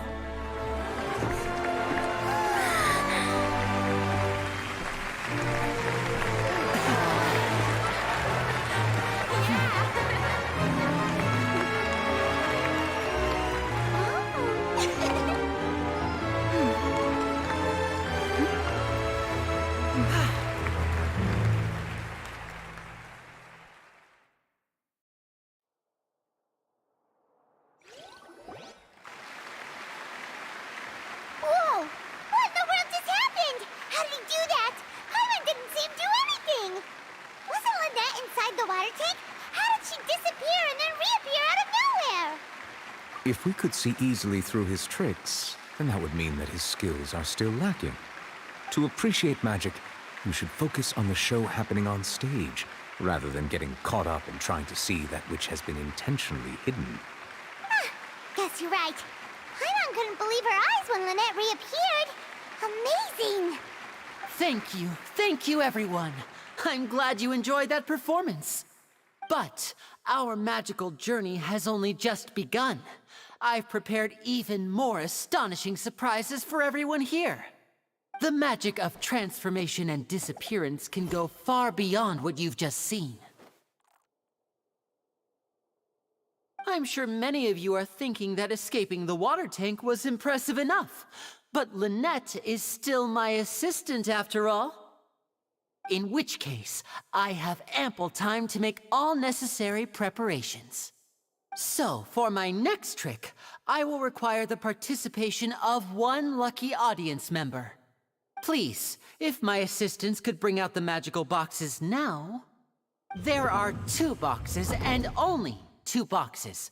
One is here, and one is there in the aisle among the audience. I'm sure many of our clever audience members have already guessed our next magic trick. A swap! Our lucky audience member and I will each enter a magic box. After 1 minute, we will each emerge from the opposite box. Now please, everyone pay very close attention to the box you see here. Don't give me any chance to make a move. Wow! How's he gonna do this? Hey, do you think this is all magic tricks, or does Linny have actual superpowers? The lucky audience member will be generated by this random number selector. It selects numbers entirely at random. Even I don't know who will be chosen to participate. Now then, let's begin. Let me see. Oh, row 7, seat 3. Congratulations! You now have the chance to experience magic firsthand for an entire minute. Please, come forward. My assistant will take you beside the magic box. I'm sorry, it might be a little cramped inside, but no need to feel nervous. We've carefully arranged everything for you to be as comfortable as possible. You don't need to do anything, but no matter what strange things may happen, don't come out of the box. If the magic is interrupted, who knows where you might end up?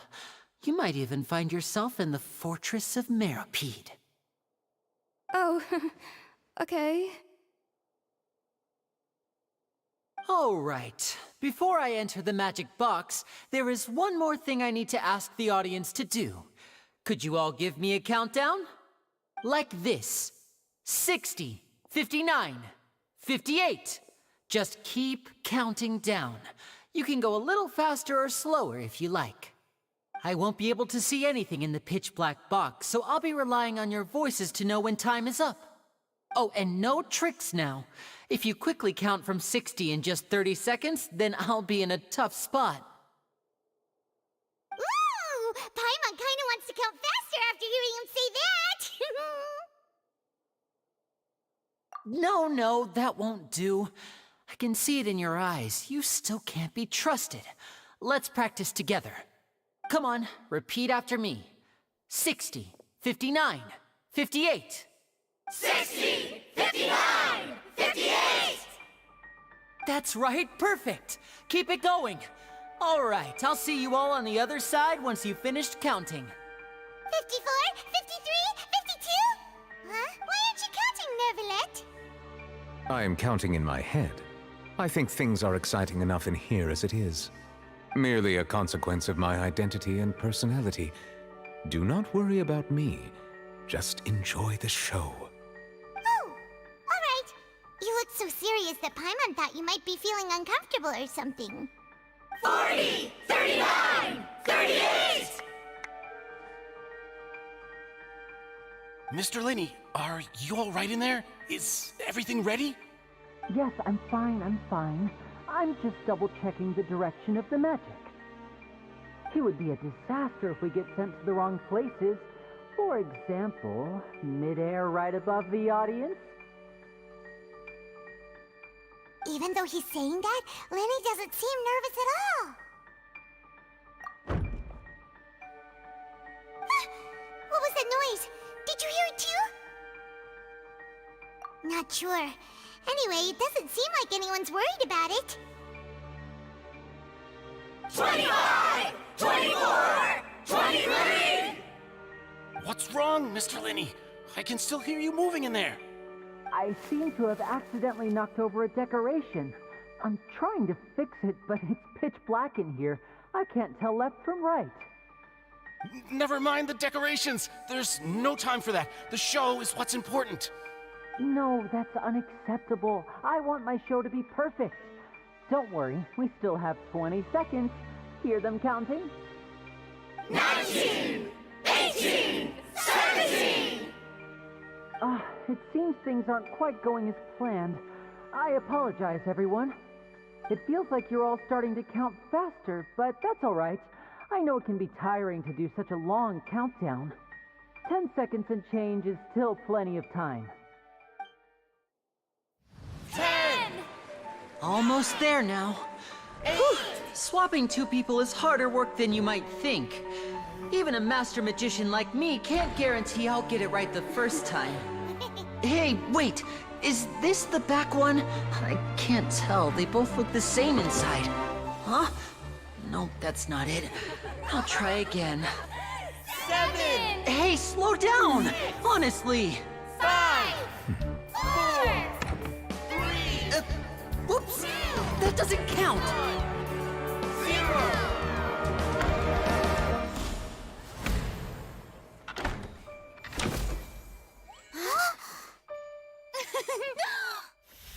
Ta-da!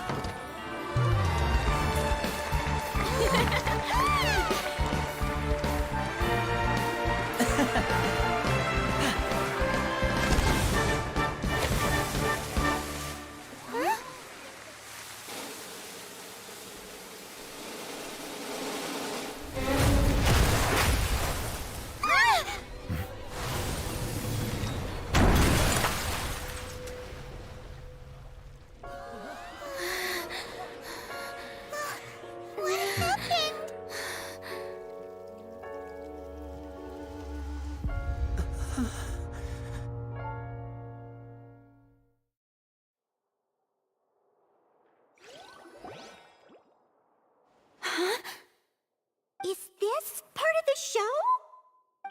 Mr. Lenny, you're going to use magic to fix the stage now, right? What happened? Oh no. Maybe this isn't part of the show. The girl was still in that box, right? This performance is over. Medical staff with me. Guards, secure the scene and detain all the performers. Seal the exits. No one is allowed in or out at this time. Yes, that's right. If this was just an accident, then we must investigate the cause. But if this was all part of some scheme, then those accountable will not escape the judgment of the God of Justice! No need to be alarmed, you two. We'll get to the bottom of this soon enough.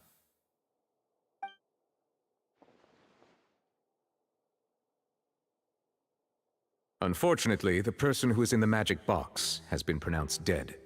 His name was Cowell, one of the assistants in Linny's magic troupe. Apparently, the fireworks on stage ignited the ropes that were suspending the water tank, which then caused the tank to fall onto the stage. As of now, we are still not sure why we found Cowell in the box, rather than the guest from the audience.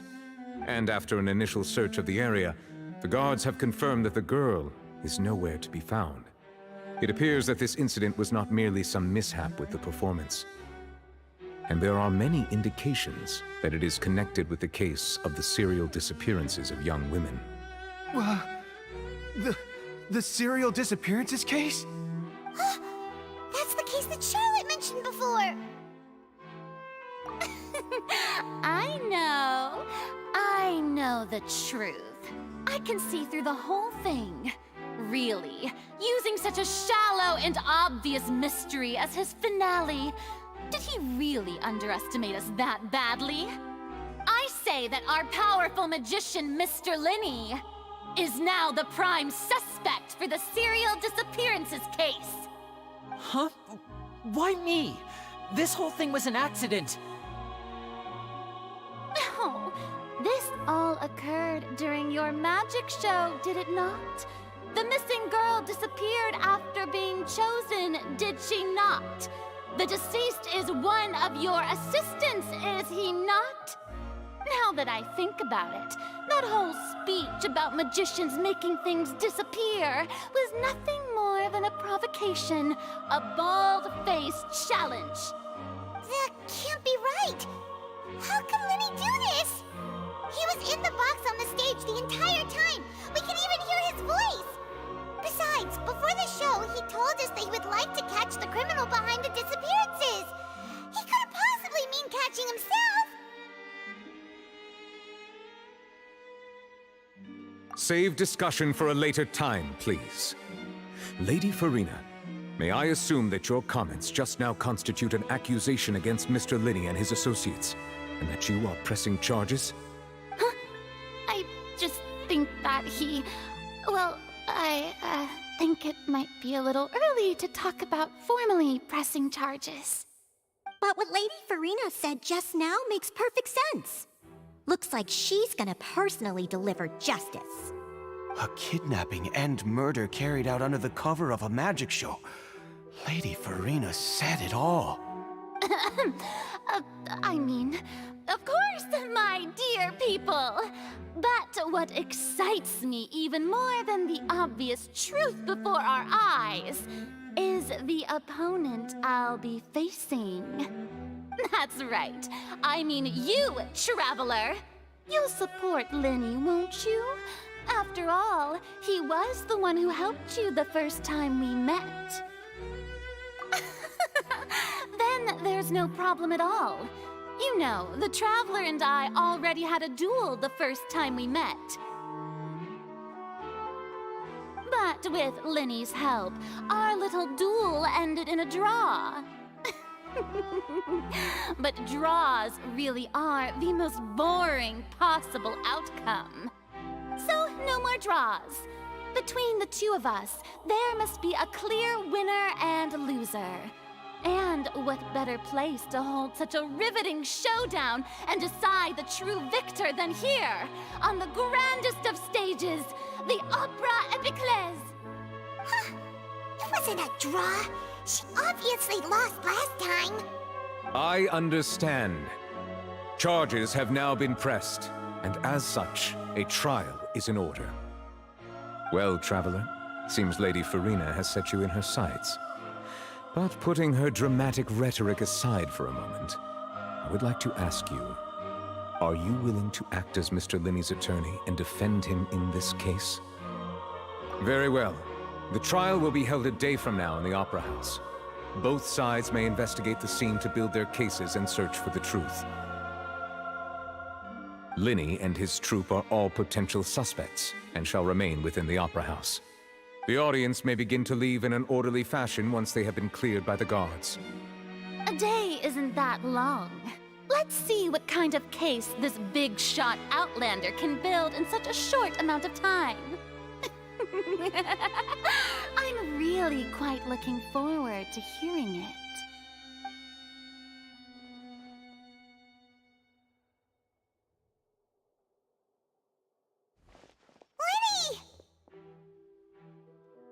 Sorry about everything that happened just now. Were you frightened? Of course! Who wouldn't be scared after witnessing an accident like that? Yeah, I'm a little shaken up myself. How could this happen? And poor Cal. I know you already claimed that you would defend me, but now it's just us talking. Tell me, do you think I could possibly be the murderer?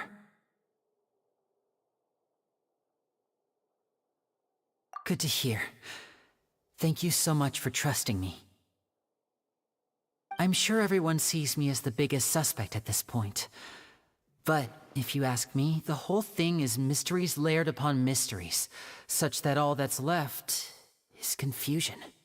I don't know whether what happened there on the stage was purely an accident or not, and I don't know why poor Cal was in the box. As for how that girl chosen from the audience could suddenly disappear, I'm afraid I don't have any answers either. If someone tampered with my performance, then we need to figure out what they did. Even a skilled and knowledgeable magician like myself couldn't pull all that off in just 1 minute. Which is precisely why we need to investigate! As this book says, the impossible could not have happened. Whatever happened must have been that which is possible. Paimon bought them when we were reading at the bookshop in the city earlier. Pretty cool, huh? Don't worry, Paimon used her own savings to buy them. It wasn't from our travel funds. I think they look cute on you, Paimon. You have good taste, Lynette. That's the right attitude. Feeling depressed isn't going to help me now. I need to get back to my normal self. But with the guards watching our every move, it's going to be especially difficult for Lynette and I to prove our own innocence. Good thing you agreed to be our attorneys. Thanks for that. We'll be counting on you. Yes, thank you so much. Yeah, just leave it to us. Oh, since we're going to start investigating, Paimon has a question first. Where did Lynette go during the performance?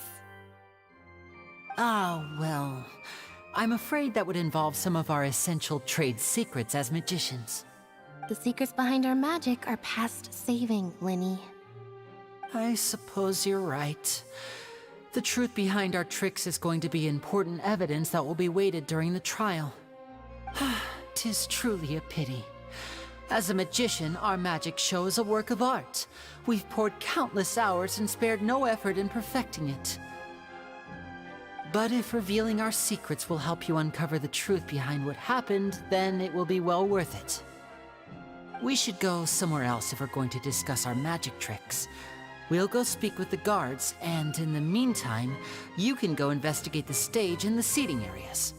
Alright, let's go have a look while the investigation teams are still here. Detective Paimon is on the case!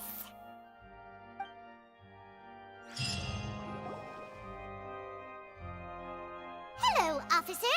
How's the investigation going? I see. You must be the traveler that Lady Farina mentioned. Listen, I'll be perfectly honest with you. I'd avoid getting mixed up in this whirlpool of a mess if I were you. Huh? What do you mean? Come with me and you'll see. The deceased is one of Linny's assistants, named Cal. Even though he hadn't joined the troupe long, he was hardworking and everyone generally liked him. The assistants are usually in charge of setting up and inspecting the props, as well as assisting with the show and keeping the crowd engaged. As you probably saw when you were in the audience, the water tank suddenly fell and smashed the box with Cowl inside it. This is the real mystery. We've already searched the scene and were unable to find any traces of the girl. However, if you look carefully, the box was positioned directly under the water tank. The ropes holding the tank were then burned by the pyrotechnics on stage, causing them to snap. All these factors lining up so perfectly makes it hard to see this as a mere accident. If anything, the more logical explanation is that the whole incident was intentionally planned, and Linny is the most likely person to have access to all these areas. But he doesn't have a motive. Are you both good friends of his? Well, you can't say we're good friends, but we've known each other for a little while. So in just a short time, he was not only able to win your trust, but even convince you to act as his attorneys. I know there's no such thing as magic. The real trick of a magician is holding the audience in the palm of their hand. I've seen a lot of cases, and I can tell you that people are the least reliable kind of evidence. Sorry, I tend to be pretty straightforward. Just know that I'm warning you for your own good. Anyway, you may investigate the scene of the crime yourselves if you're curious. Who knows, maybe you'll be able to come up with some new evidence.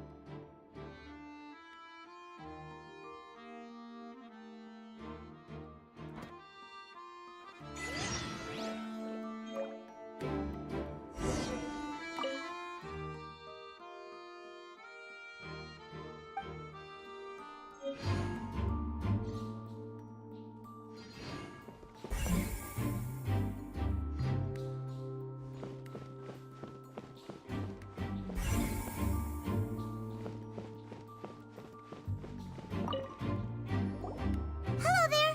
What are you investigating? Oh, this location has also been cordoned off because the Magic Troupe members are currently considered prime suspects. The investigation team is still collecting evidence. The seats were all booked in advance, so we were able to deduce the missing woman's identity by checking the guest list. Sure, it's not like this is confidential information. We will publish it later anyway when we petition the public to help us find the missing person. Her name is Halsey. She's a painter from Fontaine who's made a bit of a name for herself.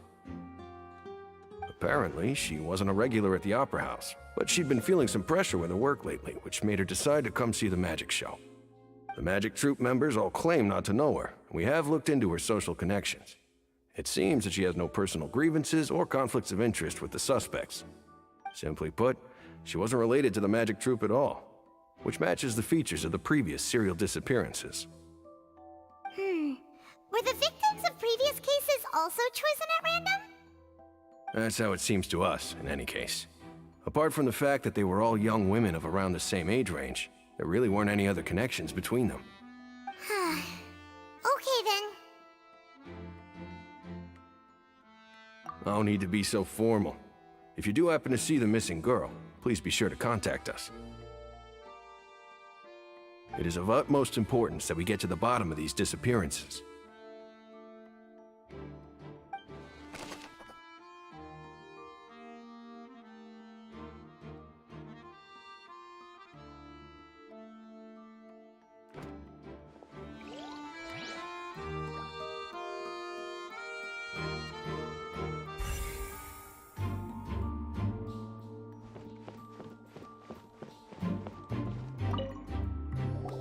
So this is the rope that broke and caused the water tank to fall. The rope looks pretty durable.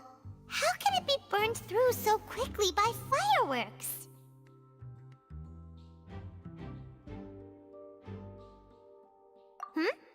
Why are you suddenly so serious, Traveler?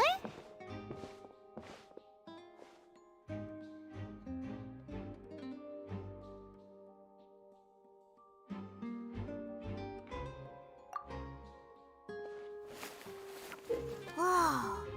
Look! This bit is made from different material! Most of it was burned away, but there's still a little bit of it left.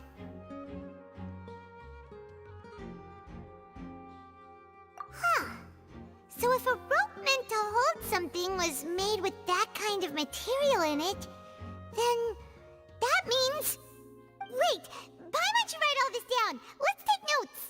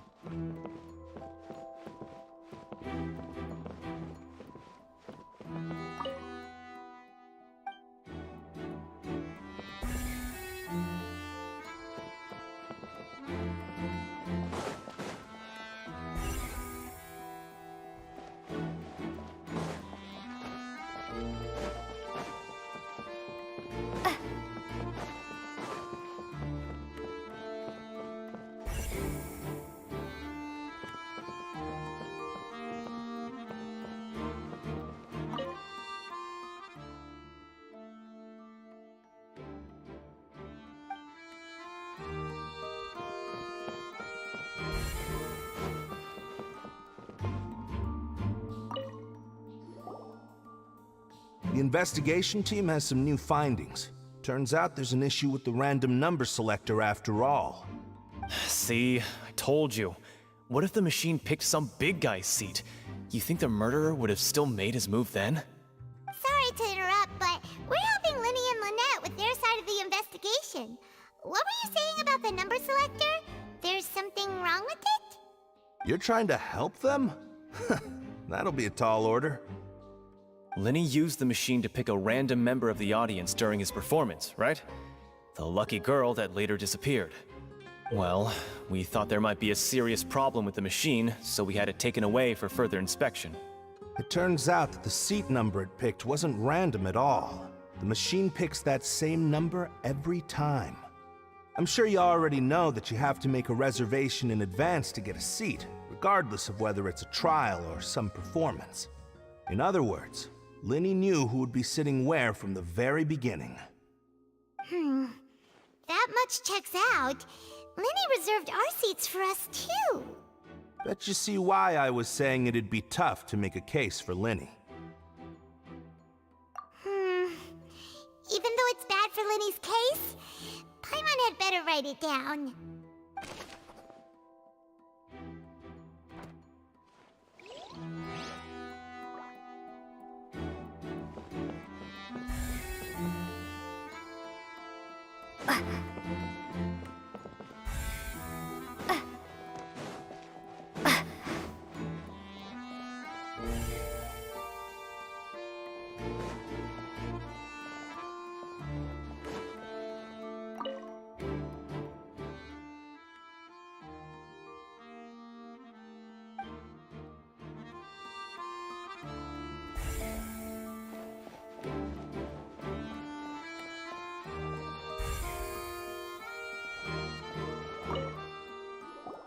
I see that you're investigating the area. Well, it just so happens that I'm interested too. If you find any new and interesting leads, be sure to share them with me, all right? any thoughts yet.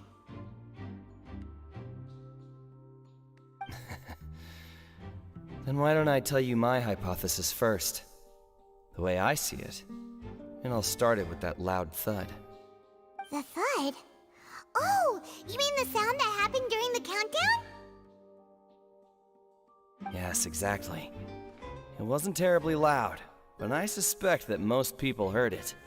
It's just that everyone was awaiting the results of Linny's trick with bated breath, so no one paid it much mind. But now that the incident has happened, the thud has become an important clue. That makes sense. So, what do you make of it? I'm of the opinion that it may have been the sound of Linny's accomplice. Lynette, perhaps. Jumping atop the water tank, or something like that. And when the pyrotechnics went off, she cut the rope, sending the water tank crashing down. But wasn't the noise we heard too loud for that? Perhaps the balance wasn't right, leading to a particularly rough landing. Oh, that's true. I suppose I must reconsider. That does remind Paimon, though. What was with that sound?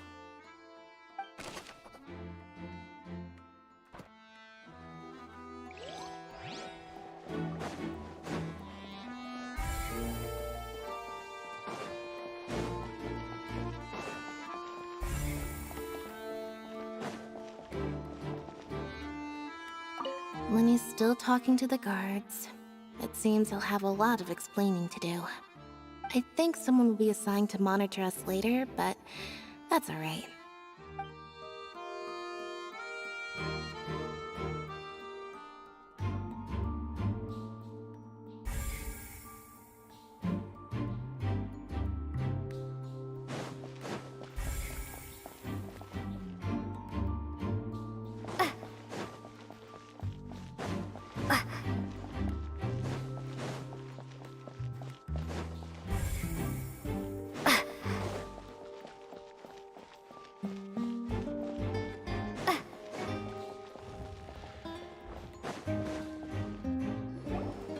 Hey, you!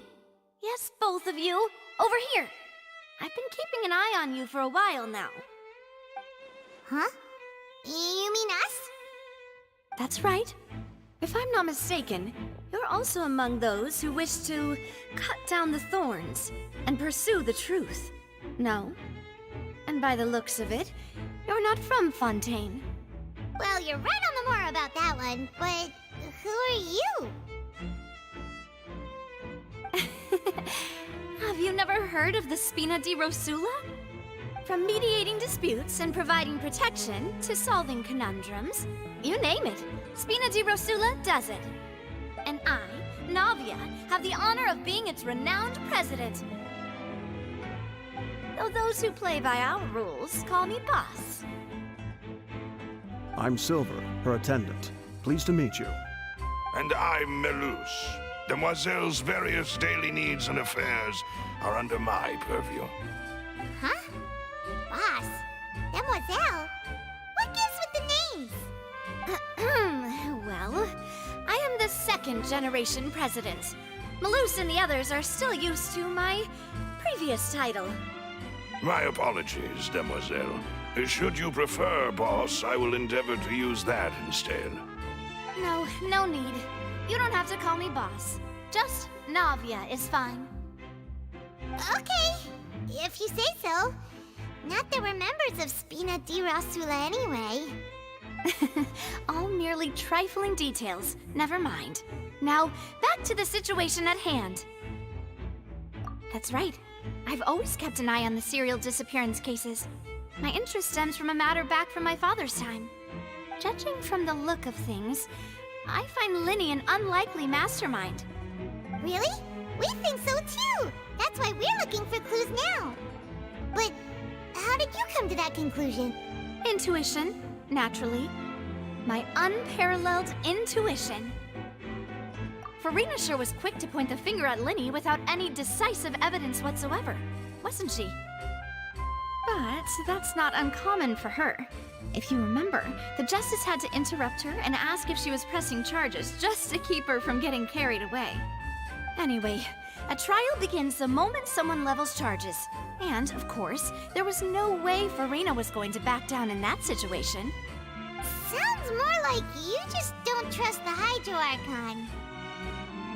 Well, what's your opinion?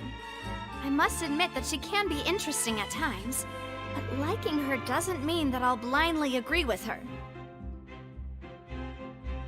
All right, I've answered your question.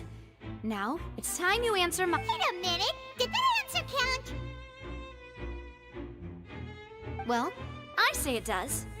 But don't worry, you won't hear any pointless questions from me. In your opinion, do you think it's right to treat a trial like it's an opera? Well? And why would that be?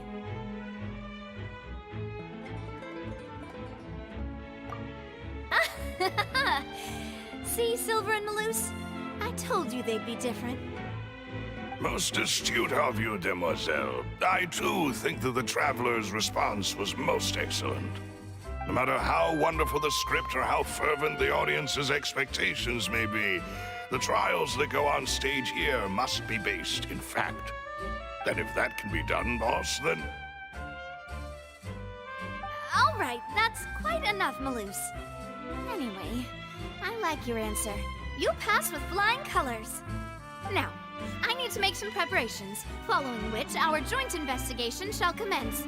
You two shall be my assistants. Wait! Since when did we become assistants? Oh, well, I can be the assistant, sure. Or your companion, if you like. I'm really not that fussy. That's more like it. Far be it from me to brag, but I believe that Demoiselle's intuition will be instrumental in uncovering the truth. You wish to save a friend from false accusations, and we wish to unravel the disappearances. In this sense, our goals are aligned. You have a point. You're quite the talker, aren't you, mister? And what about you over there? What do you think? You seem like you've got something on your mind. I have nothing to add. Oh, alrighty then. We'll be making some preparations first. Just be sure to let us know if they start revealing Linny's tricks. Thanks!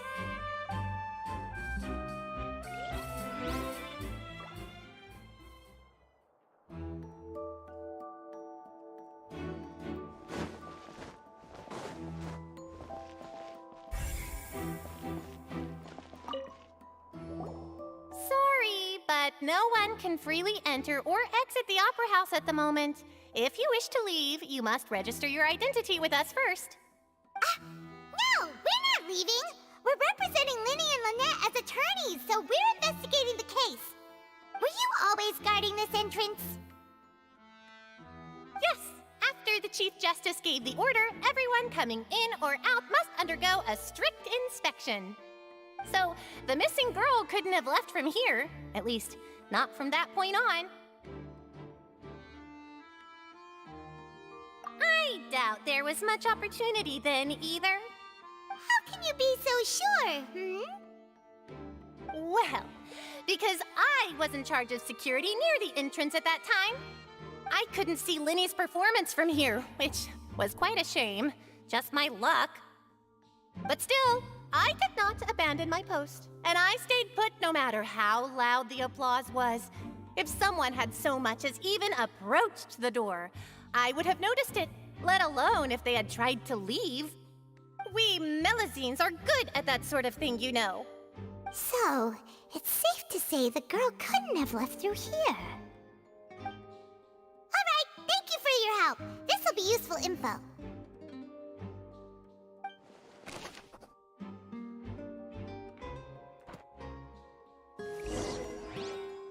We've checked everything of note here at the performance venue. Paimon wonders how Linny's discussion with the guards is going. Let's go see, shall we? Ooh, things are getting interesting, huh?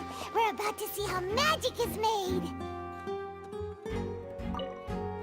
Speaking of that, I think magic shows would be very popular in Poisson. see that. Maybe I should try to learn some magic. If I could make things disappear, cleaning my room would be a cinch.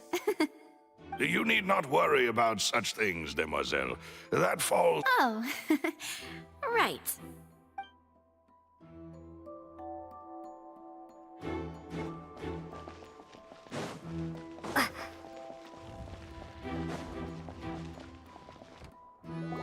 Understood.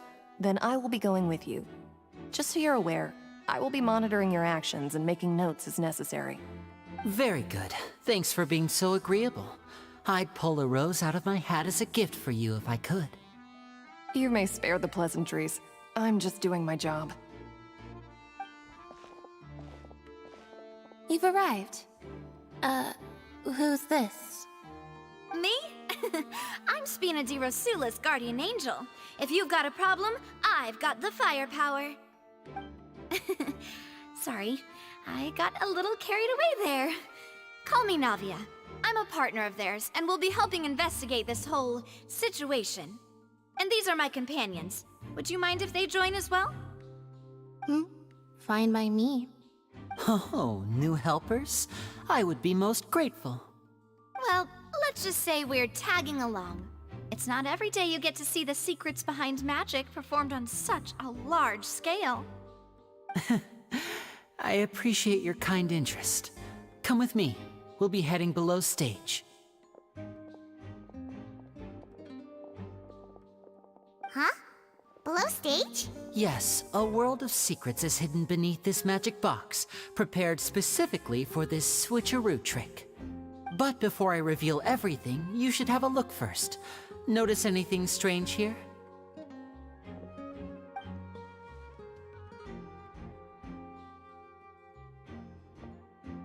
I'm not trying to be dramatic. Remembering the details of a trick will help you understand the methods used to perform it more easily. Huh. Weren't there balloons and other decorations here? Where did all that go? Ah, good eye. That said, you're still far from discovering the answer. The back? You mean the inside of the door? What's different about it? Paimon didn't notice anything. Very good indeed.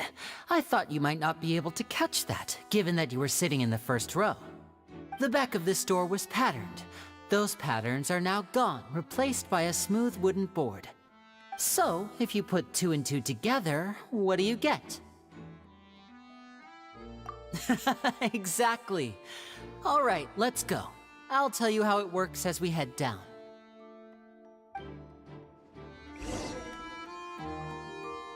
Oh, so there was a passageway under the magic box!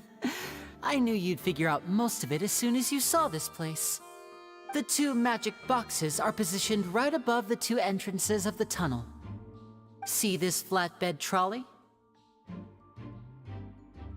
The box with the lucky audience member in it would be shuttled over to the other side using the trolley. This trolley can raise and lower and even rotate, ensuring that the box will face in the right direction. I see. So that's the purpose of the box inside another box. Precisely. The inner box would descend after the audience member was put inside and be moved along the trolley, all while the outer box would remain on stage as if nothing had ever changed. So that's how you did it! Once the box was lowered, the trolley would store some energy through this device here, with which it would complete the rest of the steps. The audience member would only be able to feel some slight movements in the dark, and by the time she walked out, she would already be back on stage. Right! You were talking that whole time, and you even came out for a moment near the end! Ah, yes. A phonograph operated by Lynette was used to achieve that effect. My assistant and I had already scripted our conversation beforehand. When the countdown began, I had already gone to the opposite box via a tunnel using that ladder. And what about Lynette? Where was she? I was in the mezzanine space in the back of the box. Oh, interesting! That's how we were able to coordinate Linny's lines with the assistant. And by the way, I was the one who walked out of the box at the end. I mean, we are twins. All it takes is a change of clothes and no one can tell who's who. And that's my favorite part of this trick. Only Lynette and I can perform it. So that's how it all worked! Wow! Every detail you revealed was more amazing than the last! Lynette would briefly walk out of the box and then go back in, jumping into the tunnel and escaping before the box on the trolley could finish ascending. And then I walk out of the other box in the audience area, and the trick would be complete. The operative word here being would. But as you saw, Cal was in the box, not our audience member. She, on the other hand, mysteriously vanished. We really don't know how that happened.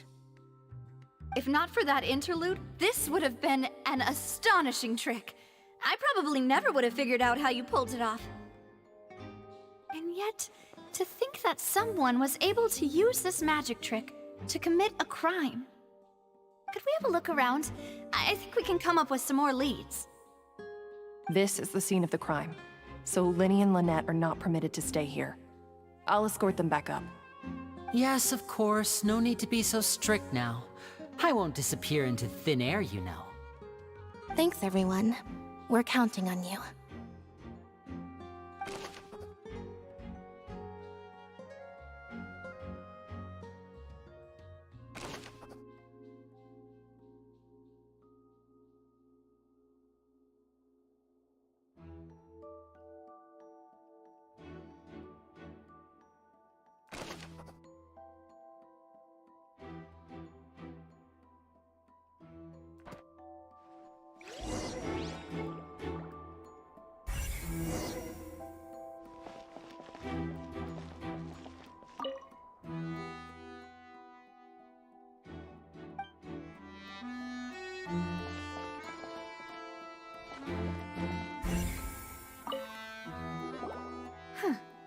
What's this?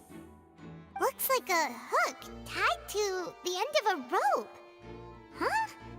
There's all kinds of odds and ends here. Perhaps it was a prop for a different trick. But why would it have been left here?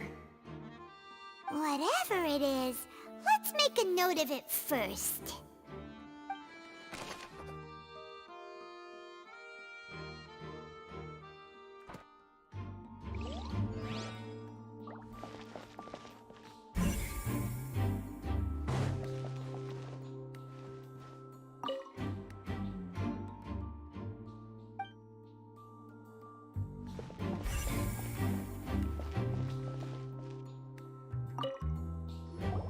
The floor is wet. Please be careful not to slip. Speaking of which, why would there be water here? Oh, Paimon knows! It's one of those tricks where you pour water into a jug and then flip the jug over only for the water to disappear? And here's a broken vase. Huh. Did the trolley knock it down while moving? That can't be. The trolley moves along tracks from start to finish. It couldn't have hit the vase at this distance. Let's note this down too and think about it later.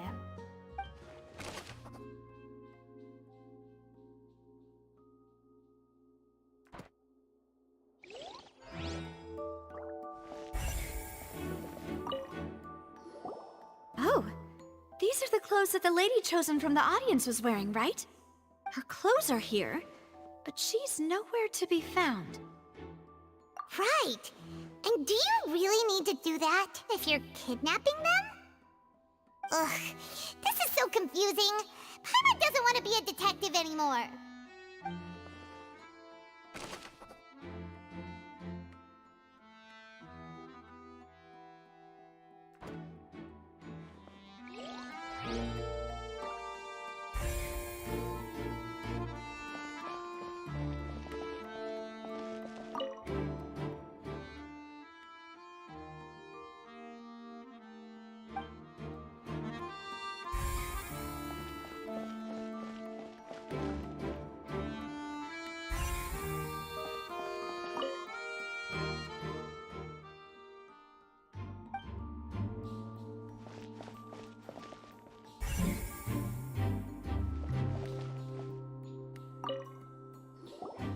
What is this place? It seems someone could fit through here. Huh. Could this have been the suspect's escape route? Alone, perhaps. But if they had to pull another person with them, the space would be too narrow. But there are no other ways in or out of here.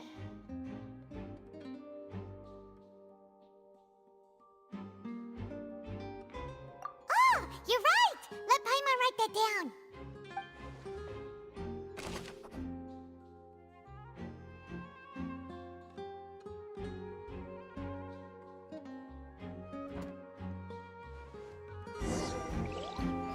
Seems we're just about done investigating down here.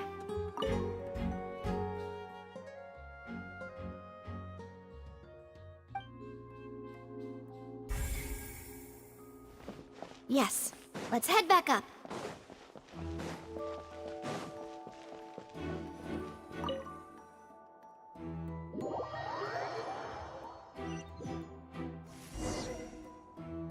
Well, we've ascertained the state of the crime scene.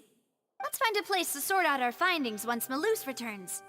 It seems to me that there are several things that don't add up here. Apologies for the wait, demoiselle. So, what did the guards say? Did the criminal escape through the vent? They believe the odds of that are very low, since the vent leads to the Opera House's basement. The guards have checked the area carefully. No one left through the basement during the performance or after the incident, and no one was found hiding there. So the tunnel's become like a secret chamber then! You know, like the kind you usually see in novels! The plot thickens. Halsey's disappearance and Cowell's death are both quite inexplicable. No wonder Farina was so confident in her accusation. All the current evidence points toward Linny and Lynette. In other words, the charges are very likely to be upheld unless we make some considerable progress. Charges and then trial. So if the charges are upheld, they'll announce a sentence?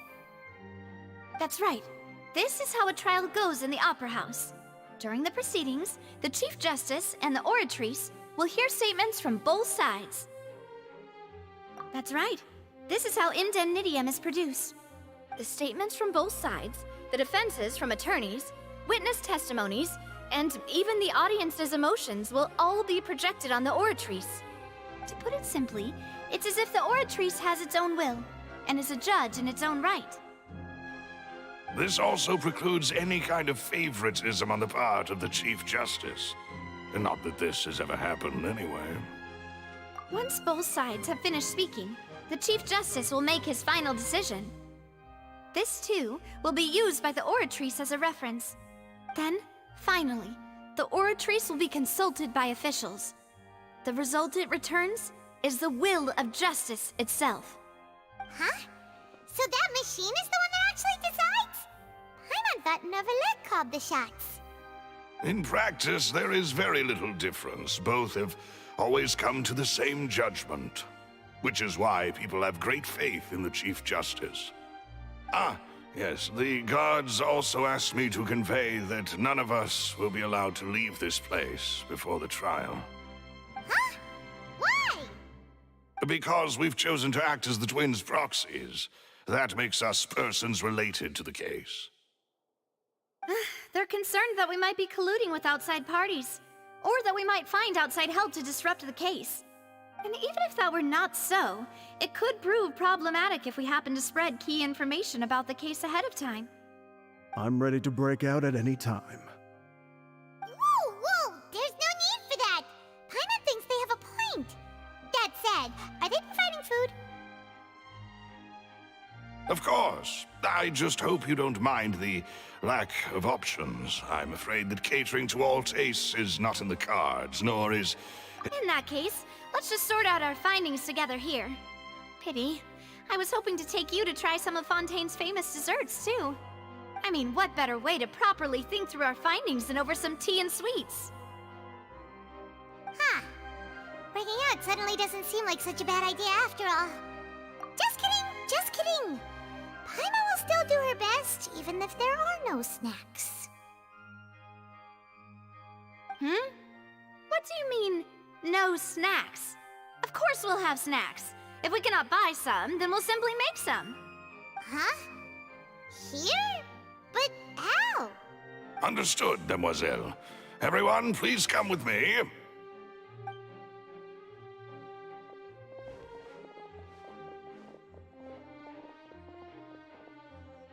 Wait, you're carrying a portable stove with you? Yes, I must be prepared to meet the demoiselle's baking needs whenever the fancy strikes her. I have eggs, sugar, and almonds at the ready. Good work, you two. Then I'll get to it. Please sit tight for a moment. You'll get to taste my awesome snacks soon enough. These three are quite the interesting group.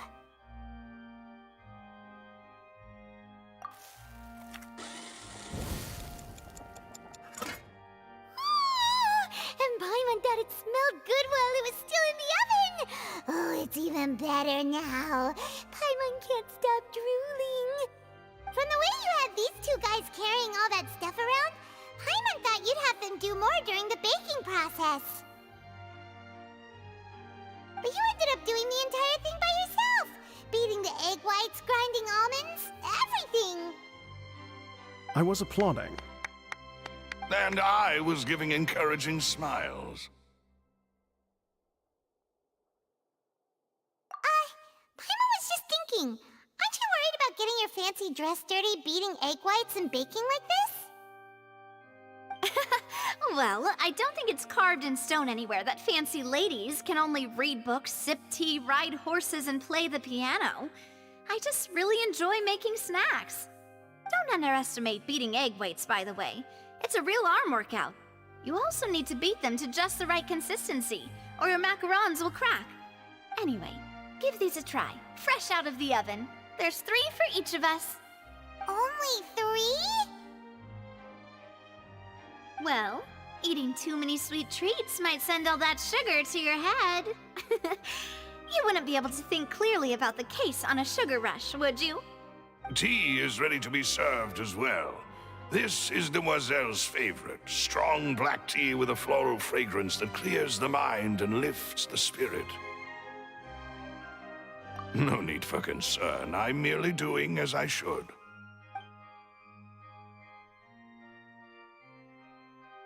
All right then. Down to business. As Paimon mentioned previously, the tunnel seems to be something of a secret chamber. However, we can assume that Linny and Lynette were not alone within it. Some criminal also occupied its sealed confines. The magician twins could have committed the crimes, of course, but they lack any logical motive. Exactly! Why would they do such a thing right when everyone was watching? The flower vase and the thud we heard during the performance could indicate some altercation between Halsey and the criminal in the tunnel, resulting in the shattering of the vase, the discarding of her clothes, and her abduction. Perhaps the criminal thought that since she was chosen from the crowd, she would be too easy to identify if she was still wearing the same clothes. Paimon thinks that makes sense, but the real trouble is... True. None of the clues we found thus far support the existence of this third person. But the only people left to consider are both technically victims, whether it's the missing girl, Halsey, or poor Cowl. Huh. Could Halsey have secretly made modifications to the magic props in order to murder Cowl before making her escape?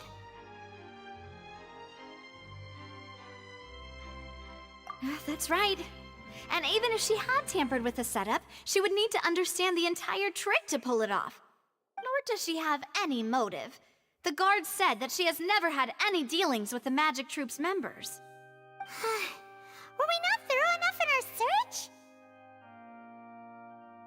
From the sound of things, this is turning into an impossible case. Your macarons are amazing though, Navia. They smell great! They're nice and crisp and super sweet! They are my specialty after all. And I see you've already had 5 of them. What? 5? Oh, that can't be right. Paimon only counted 3, honest! Please don't worry about it. At my age, a few less sweets might actually be a good thing. No. Being greedy is one thing, but Paimon knows how to count. Besides, Paimon knows that if she ate too many, then others wouldn't have enough.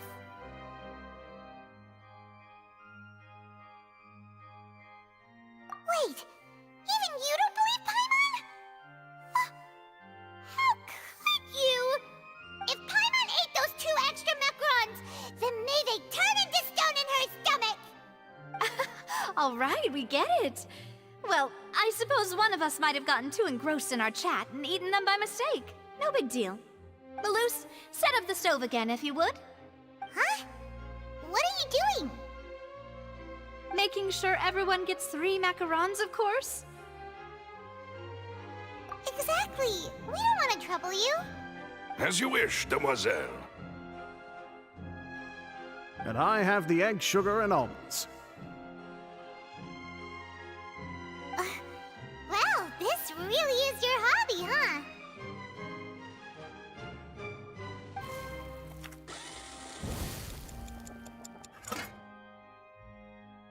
Well, that's it for snack time. I'm going to have another look around the area. I don't know what we're looking for yet, but we've still got some time. As attorneys, I suggest the 2 of you think the case over again. It would be awkward if you got all tongue-tied on stage during the trial. All right, thanks for your help, and for the snacks. It was nothing. A small task for the Spina di Rosula. Silver, Malus, it's time to go. I'll be back if I find anything new.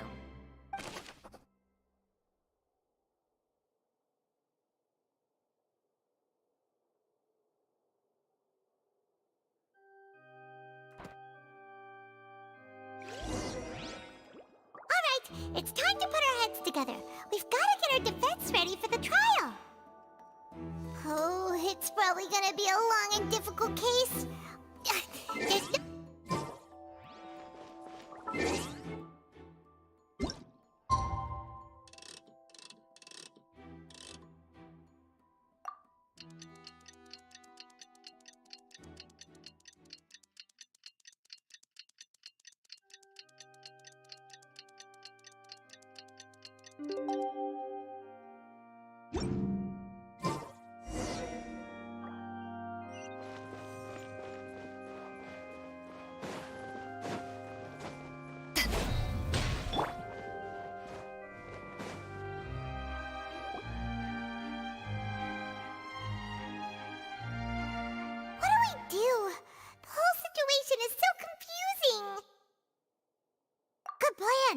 Impossible things don't just happen.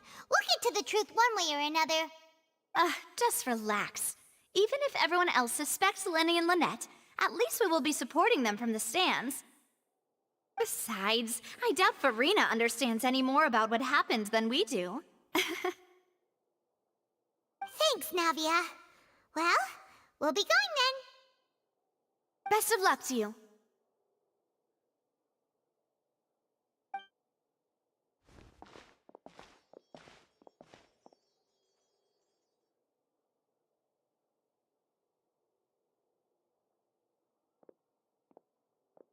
Ah, finally, you're back. Well, how did your investigation go? To be honest, you might be disappointed. No. We're already very grateful that you were willing to help. Well now, don't you all look disappointed. Don't tell me that your investigation came up empty-handed. That was to be expected, of course. The guilty can never produce proof of their innocence. But don't let that stop you. I shall be terribly disappointed should you, my most anticipated foe, concede so easily. Since both parties are present, I declare that the trial regarding the magic show incident is now in session. Firstly, in order for the audience to understand the causes and results of the incident, could we please have Mr. Linney explain the trick? Yes, of course. I will explain while Lynette demonstrates on stage. All the necessary items have been prepared.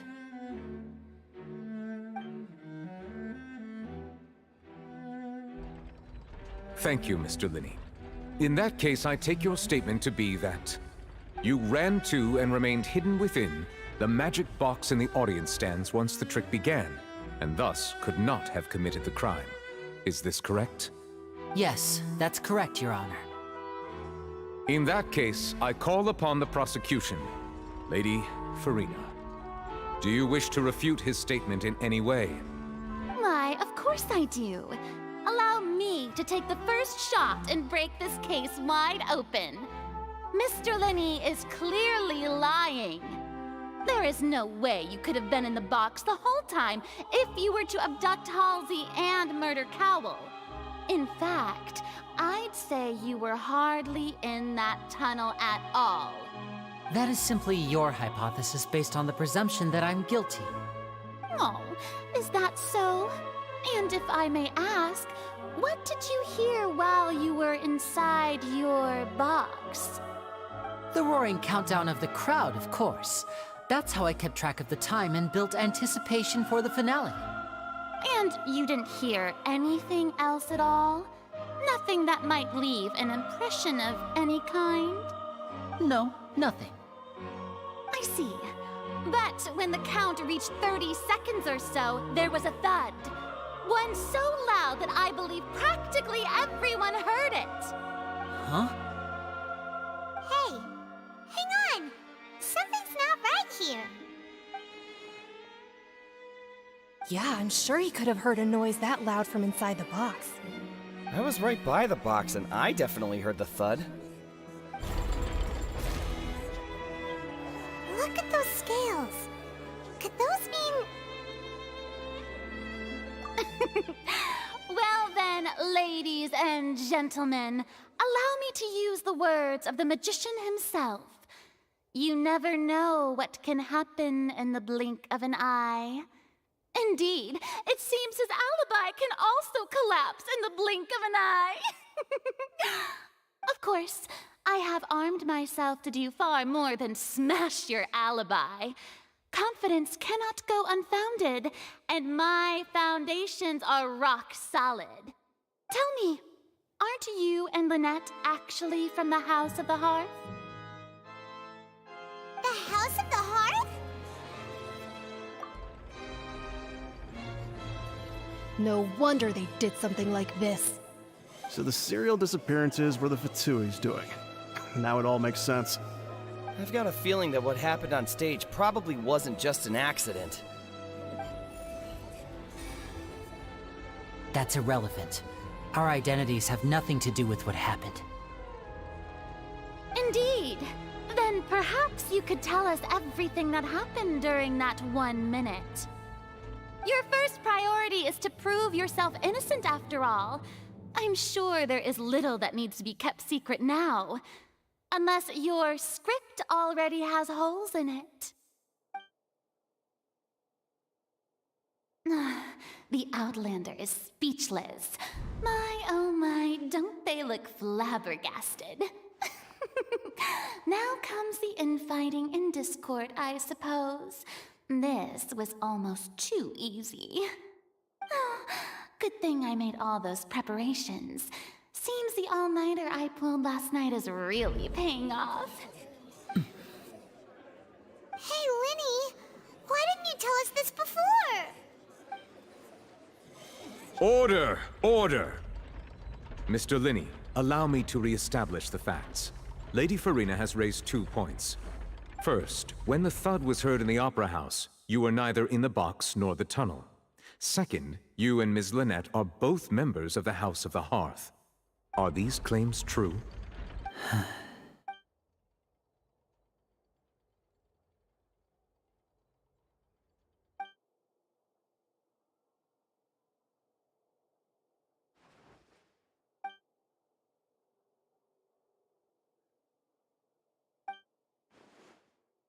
Please answer my question, Mr. Linney. I'm sorry. Yes, They're true, Your Honor.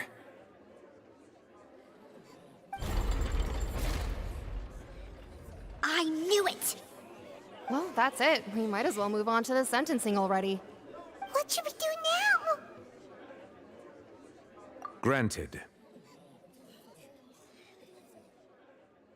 In that case, what is your request? Is that really necessary?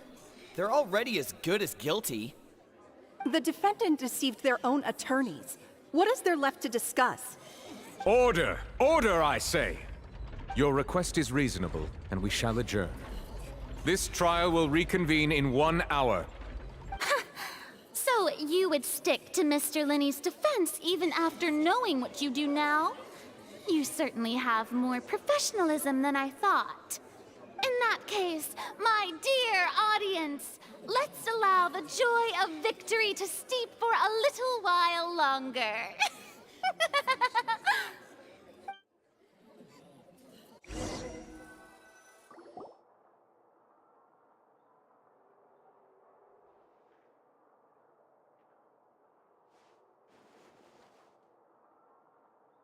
Well, this is awkward. I didn't think the Hydro Archon would dig all that up. I'm sorry, Traveler and Paimon. Yeah, sorry. Paimon doesn't know where to start. We trusted you two. We based our entire reasoning on the assumption that you weren't bad guys. Not to set the wrong tone or anything, but Paimon's really mad. I'm very sorry.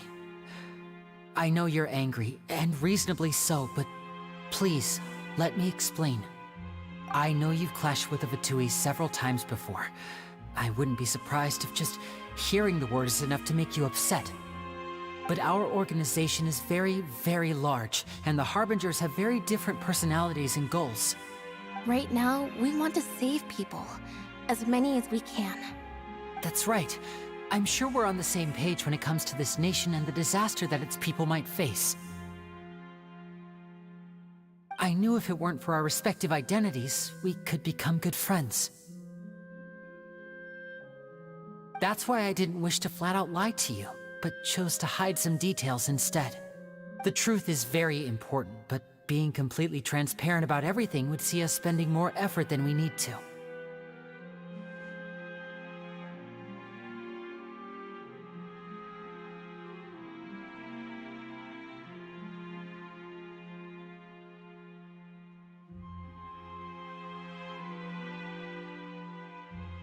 Right.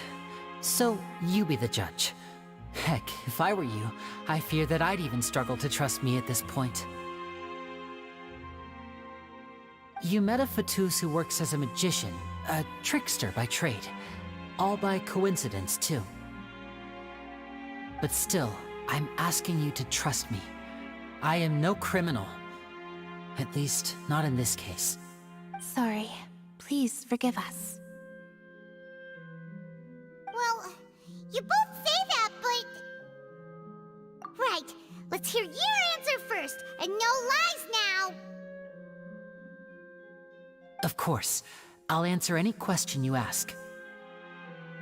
We've been trying to find out how the Oratrice operates. We want to know why it has a consciousness. Why can it deliver sentences accurately? During our investigations, we learned that the machine's core is beneath it. From that moment on, Lynette and I have been designing this box swap trick, with the objective of getting close to the core.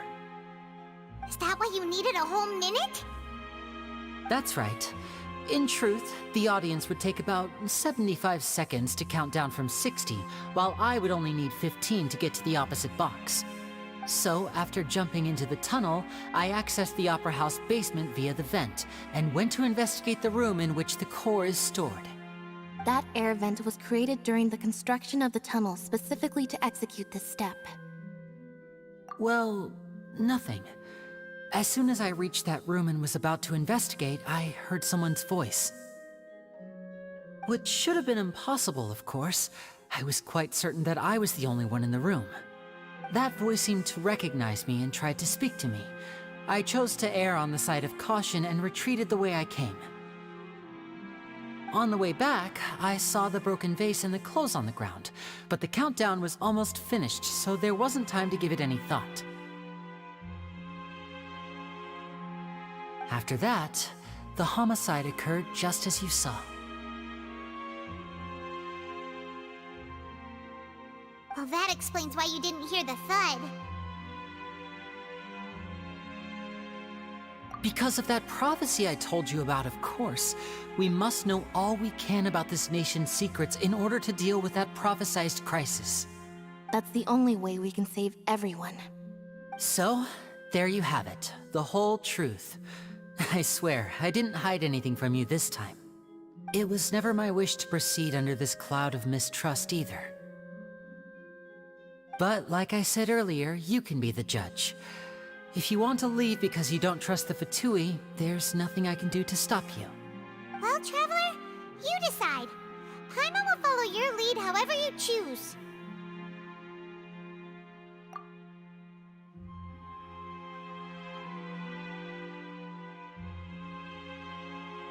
Okay, thank you. Thanks for giving us a chance. The current problem is that the scales are tipped pretty badly against you two. If we want to refute the Hydro Archon's accusations, we're gonna need a seriously watertight defense. Huh? Oh, Paimon thinks she gets what you mean.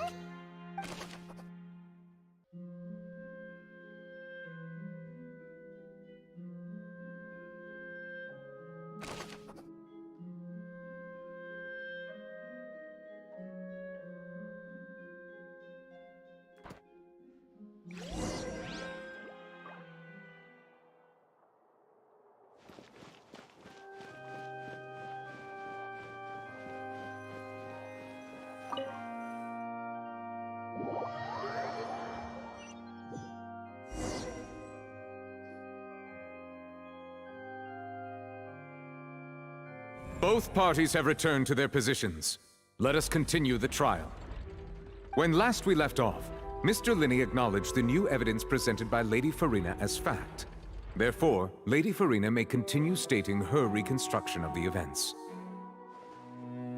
Ugh, that took long enough. Now then, if everyone would lend me their attention.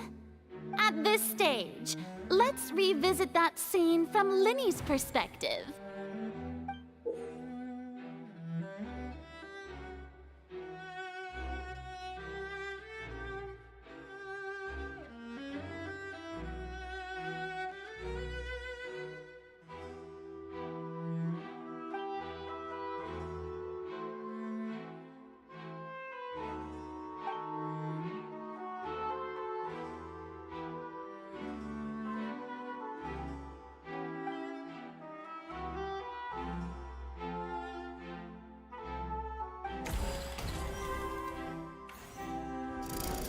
Countdown began, he entered the tunnel.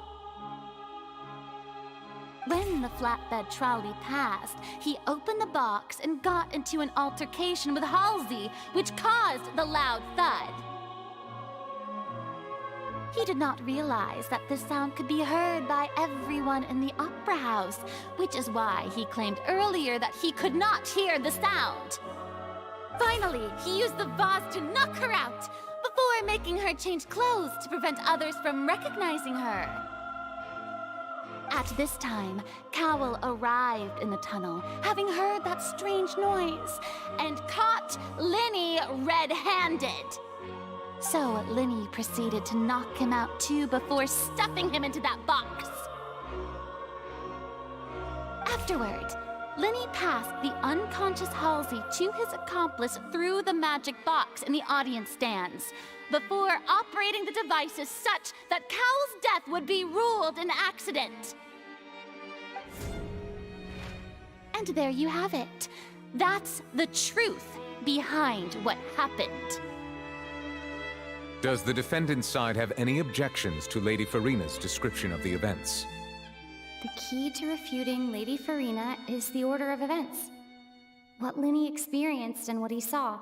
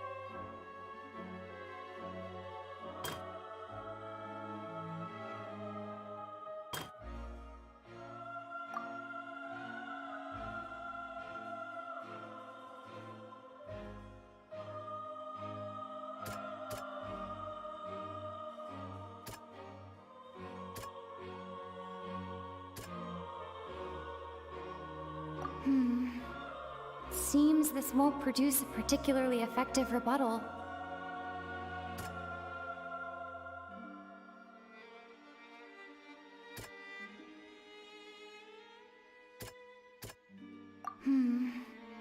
Seems that...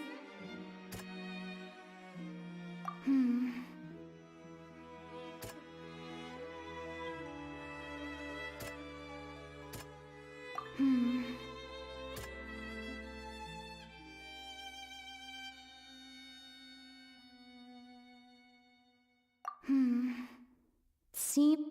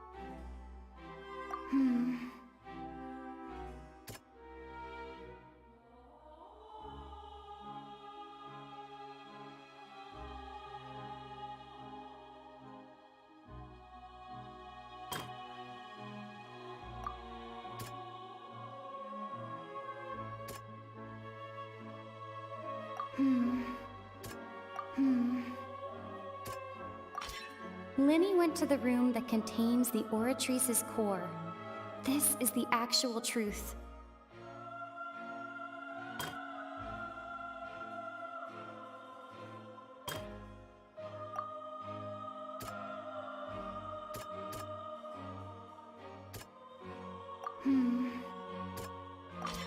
Linny did not take part in the underground altercation. He only witnessed traces of the aftermath.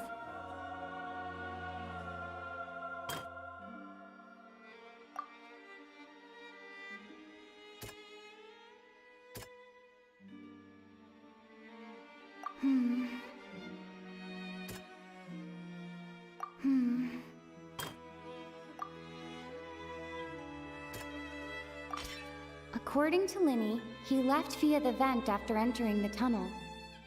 He couldn't have had that altercation with Halsey. Attention! Ace Detective Paimon has something to say! When the countdown started, Linny did indeed go into the tunnel. But he immediately used a vent to access the Opera House basement, which is where the underground core of the Oratrice is stored. Once he reached that area, he heard a voice in what should have been an empty room. Since he felt something was amiss, he returned immediately. The crime scene had already developed by the time he reached the tunnel again, and in order to complete the magic trick, he did not remain there for any length of time. Finally, he reached the surface, and that was when the accident happened from his point of view. Therefore, he's innocent!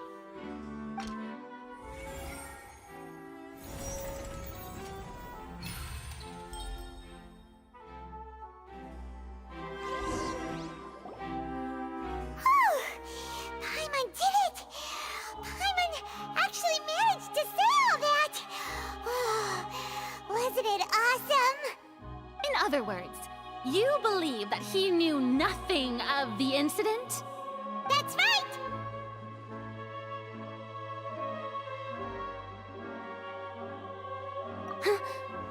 My reasoning?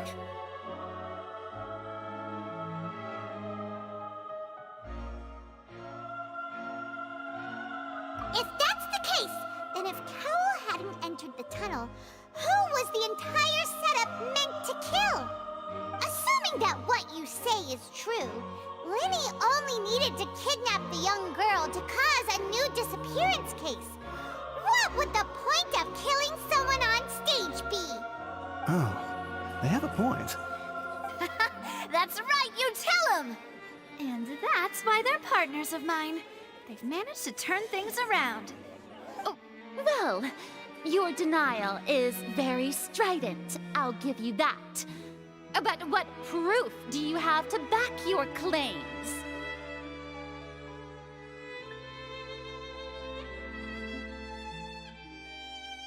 Of course I do. If he had been in the magic box the whole time, how could he have not heard that sound? Why do you ask? You're saying that he wasn't?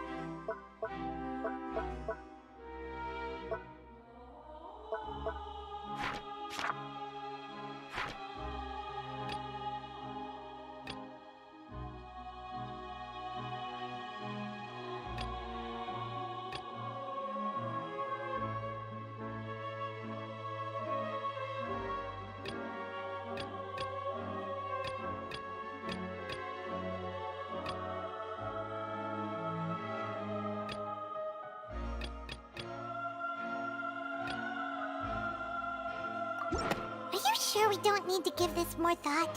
Paimon thinks there's something off here.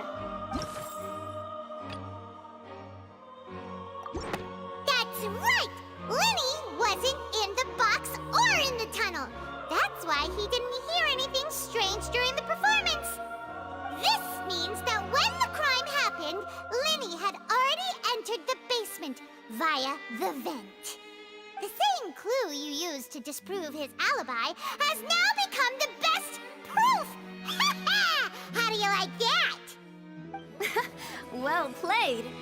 To think you'd use such logic. Well then, if it wasn't Linny who committed the crimes, then who was it?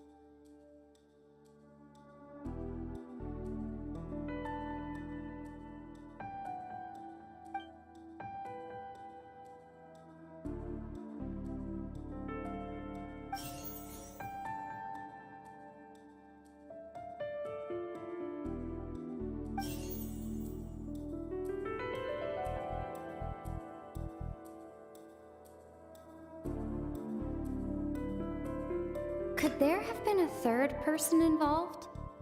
Is that really a possibility? The deceased's name is Cowell, Linny's assistant. He would have been able to tamper with the equipment.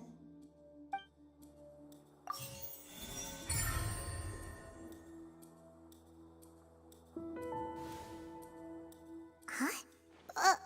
That can't be right. Are you serious? The killer was, in fact, Cowell, the deceased! Oh, is that so? How interesting! Let's hear your reasoning then. What I must do next is recreate the truth. What Cowell did, and how he went from would-be perpetrator to victim.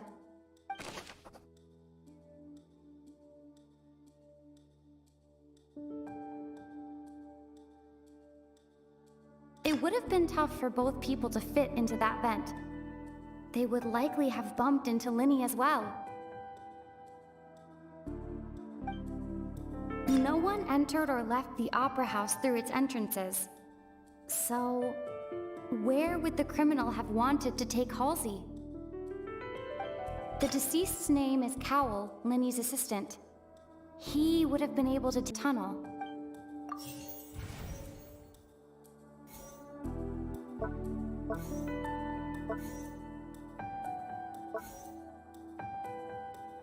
It would have been tough for both people to fit into that. No one entered or left the Opera House through its entrances.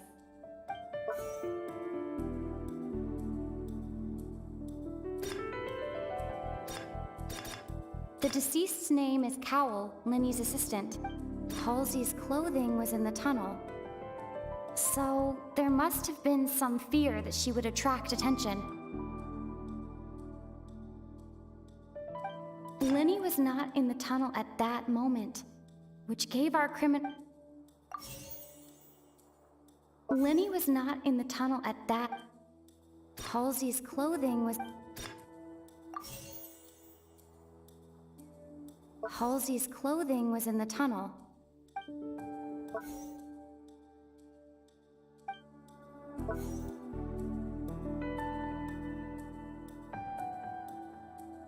It would have been tough for both people to...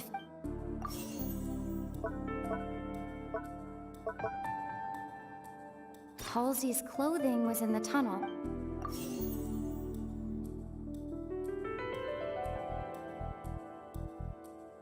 It would have been tough for both people to fit into that vent. They would likely have bumped...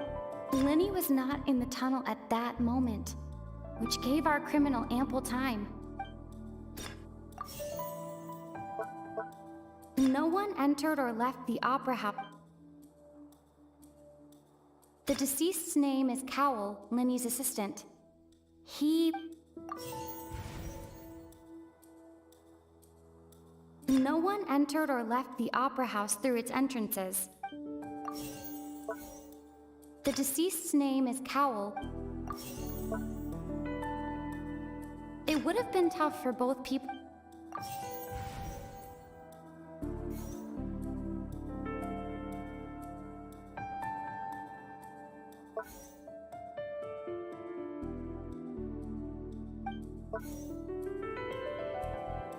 Halsey's clothing was in the tunnel. So, there must have been some fear that she would attract attention. Linny was not in the tunnel at that moment, which gave our... No one entered or left the Opera House through it. It would have been tough for both people to fit. The deceased's name is Cowell, Linny's assistant. He would have been...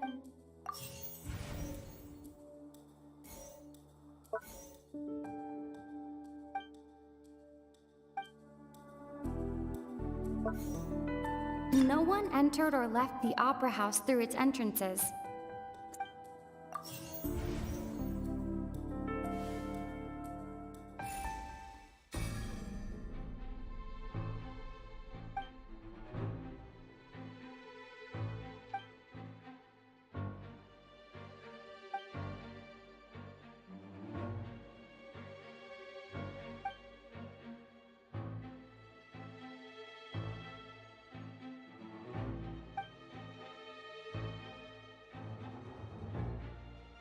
What's wrong, Traveler?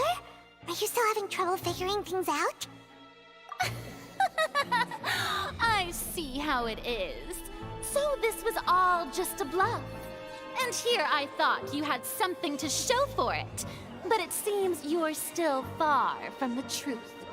Look, since we're at a dead end, why not consider a different track?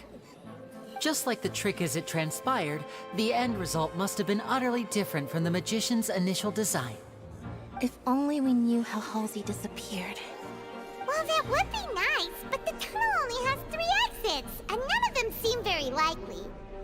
And it's not like this is a magic trick where you can just make a real live person disappear.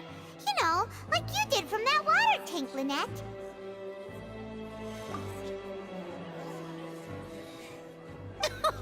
Excuse my interruption, dear opponents, but do you not see that the crowd is growing impatient? There is no greater sin in this opera house than an awkward delay in the performance.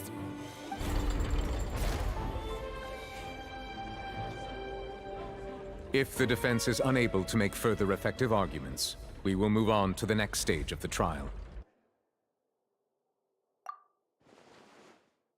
Lenny was not in the tunnel at that moment, which gave our criminal ample time.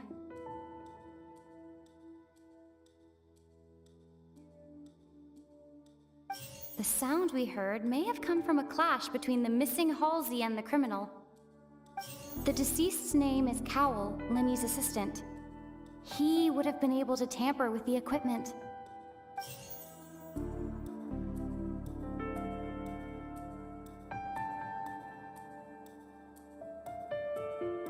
Halsey's clothing was in the tunnel, so there must have been some fear that she would attract attention. The vase was not broken by chance. It was used to cover important evidence. The water.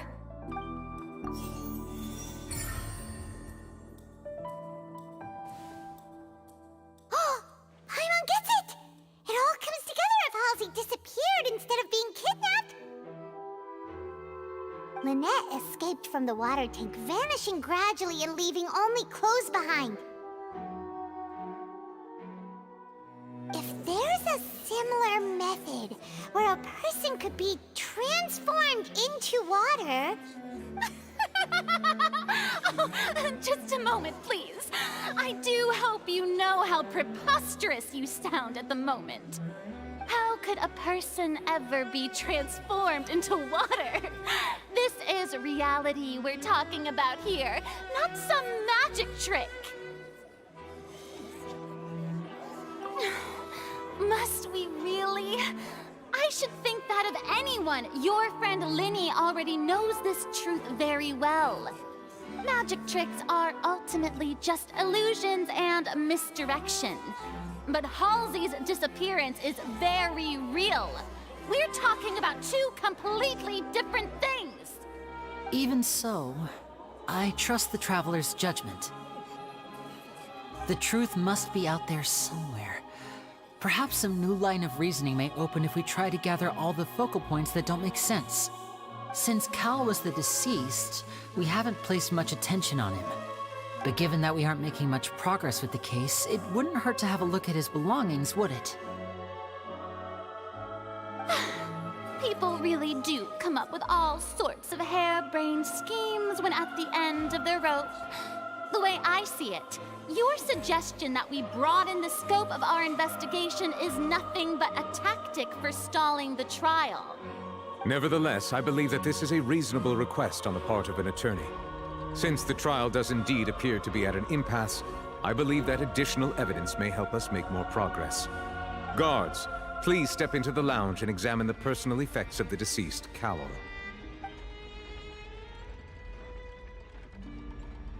We are still examining the items, but we have already made critical progress that we feel must be shared with everyone post-haste.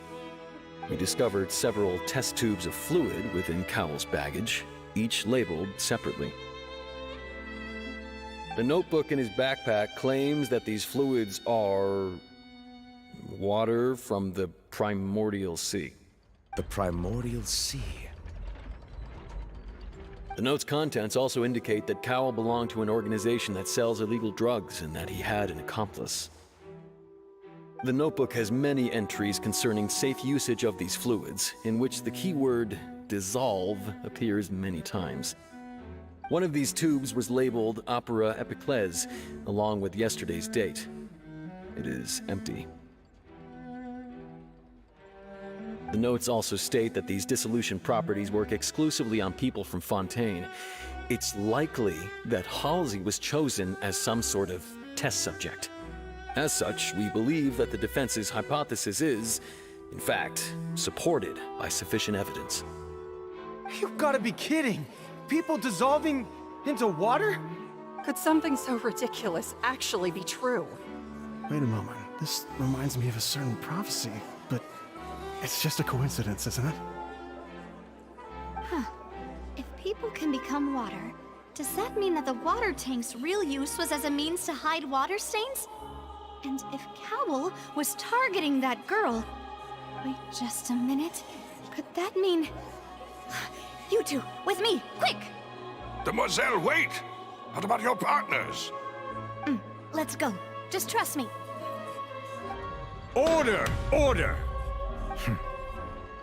It is undeniable that further examination of the deceased's personal effects has yielded some surprising results, but we cannot yet verify the veracity of these clues.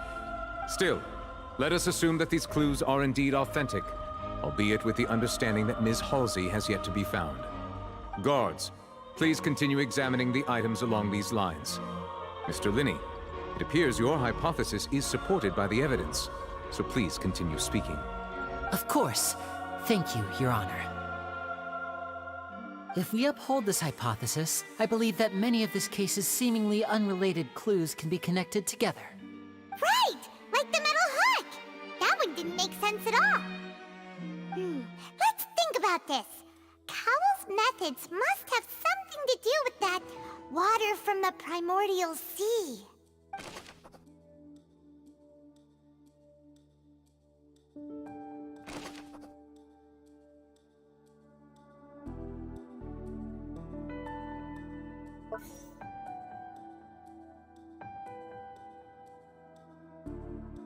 Now it seems like the hook rope was not meant for another magic trick, but was instead some form of triggering mechanism.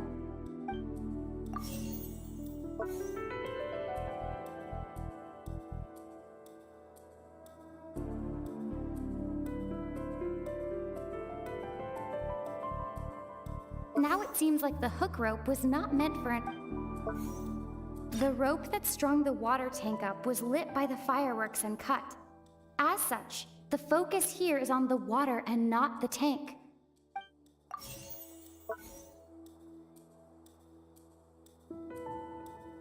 Lynette was in the magic box on stage the entire time. Did she have something to do with this? I remember there was something else within the inner layer of that box.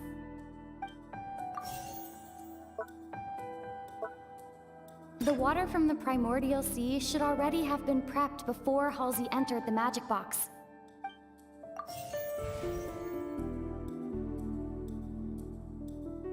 The deceased's name is Cowl, Linny's assistant. Lynette was in the magic box on... The water from the primordial sea... I remember there was something else...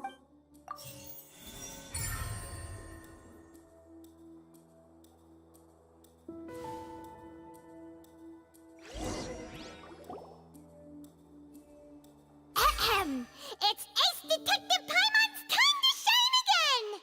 In the original plan, Cowl would tamper with the water tank rope and the number selector securing his target. When the magic box containing Halsey was lowered, the metal hook would retract gradually and pierce the balloon at the top of the box. When the balloon attached to the box popped, the water from the primordial seed inside it would pour down and dissolve Halsey. Afterward, Cowl would enter the tunnel and break the flower vase to conceal the water inside the tunnel, with the remaining evidence being covered up by the water tank on stage. But he encountered something unexpected in the tunnel and wound up being fatally hit by the same water tank he meant to use to cover his tracks. Huh. That does make sense. That actually links together a lot of the more confusing pieces of evidence.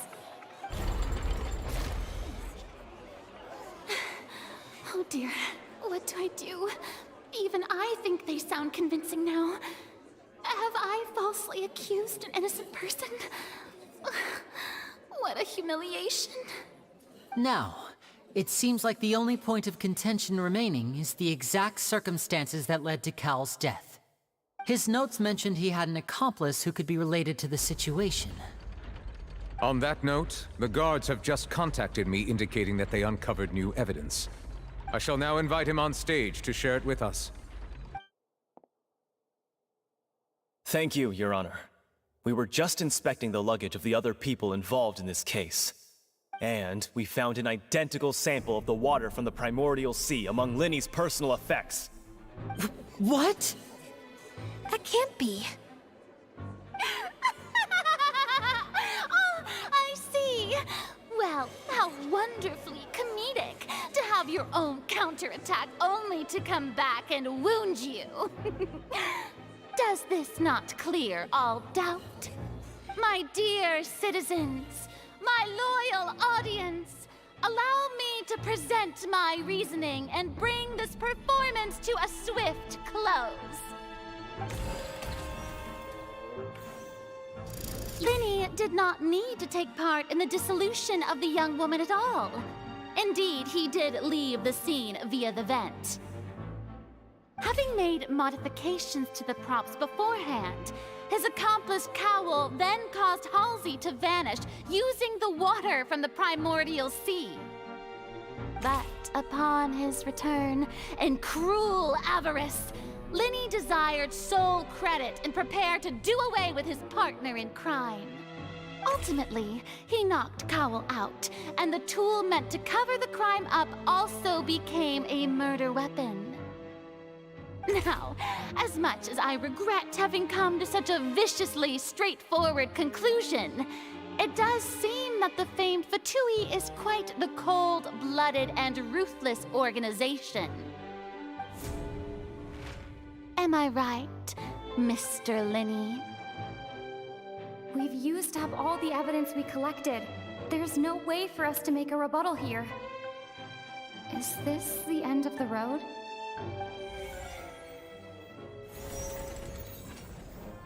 Oh no! Paimon can't think of anything either. It doesn't look like there's any way around this. Seems using the water as new evidence was too good a move. Why did this have to happen now? I think we've all seen enough now, and we have ample witnesses to my flawless reasoning. I believe this is indeed the finale. Now then, my good, noble Chief Justice, should we not, in your view, Excuse me, everyone, but I must interject. Miss, I must ask you not to shout, and to respect the ongoing legal proceedings. Oh, come on. Don't be hasty. I have a good reason for interrupting, you know. Now, would anyone here like to take a little break from all this debate and see a little magic? I'll show you an amazing trick. One that can bring a young woman who has disappeared back in the flesh, right before your very eyes. Please, do the honors, Mr. Linny, if you would be so kind. What in the world is she saying? No offense, miss, but miracles like that are beyond my scope as a magician. Come on now, don't be silly. Magic is all about misdirection, isn't it? It often conceals the truth while presenting a fascinating illusion. But once everyone believes the illusion, can't magic reveal the truth to them once again? And wouldn't such a trick be the most marvelous finale to today's performance? Come on, Linny and Lynette, give it another go. Don't worry, Spina di Rasula has made the necessary arrangements on your behalf. But as the magic makers and stars of the show, I think I should leave the final performance to you. I understand.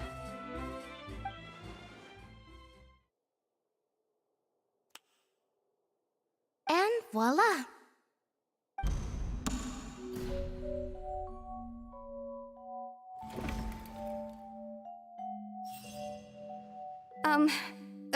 Sorry for the interruption.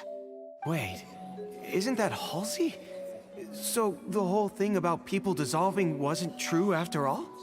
To be clear, I'm only here because this person told me that if I testified, the merit of doing so would lessen my sentence. I was hiding outside this room listening to the proceedings because I was afraid that I would be the one put on trial. I was just feeling happy that no one had noticed me, and then before I knew it, she caught me. That'll teach you to underestimate us three. Where should I begin? I'm sorry. I'm the one who killed Cowl. I admit it. What? Why? Firstly, my name isn't Halsey. It's Lillian, and I'm originally from Mondstadt. I heard that Linny's show was gonna be a real thriller, but I missed the chance to buy a ticket, so I stole one. That's how I make a living. I steal stuff here and there. And I'd never been caught before. But I was noticed at the harbor a few days ago, and I barely got away. Lenny was the one who caught me in the act. Hey, no wonder you look familiar. So you were the thief! Liddy even mentioned that you were pretty skilled. Well, and I thought that would have been the end of it, but then the number selector chose me. He even mentioned the Fortress of Meripede. That's a prison, isn't it? So you can imagine how shocked I was. I thought he was on to me for sure. So I played along with the show while looking for an opening to flee, but then I got water poured on me for no reason, and then someone jumped into the tunnel to nab me. I wasn't going to take that lying down, so I knocked him out and stuffed him into the box. There was nowhere to run from there, though, so I had to change my clothes and hide in a box containing performance costumes. I slipped out after the first guard arrived at the scene and continued hiding inside the opera house. Can a person even hide in there?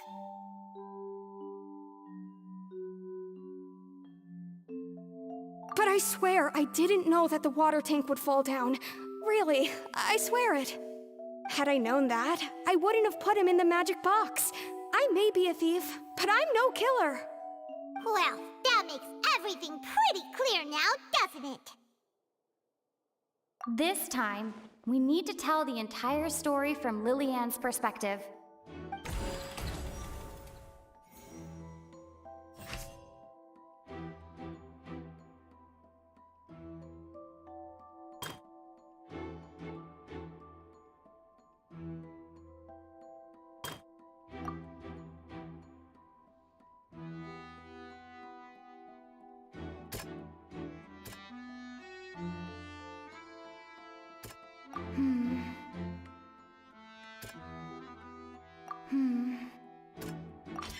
The flower vase was not broken to cover anything up, but was smashed during the struggle between Lillian and Cowl.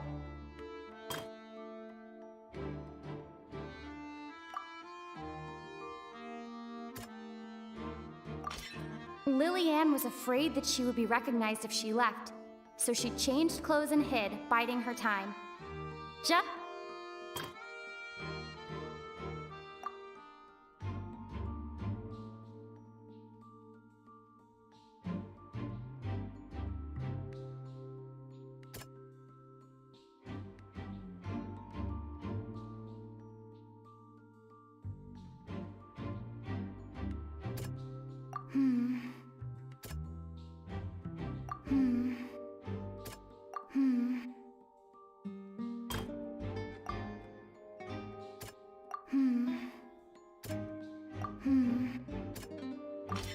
The strange sound wasn't from a fight.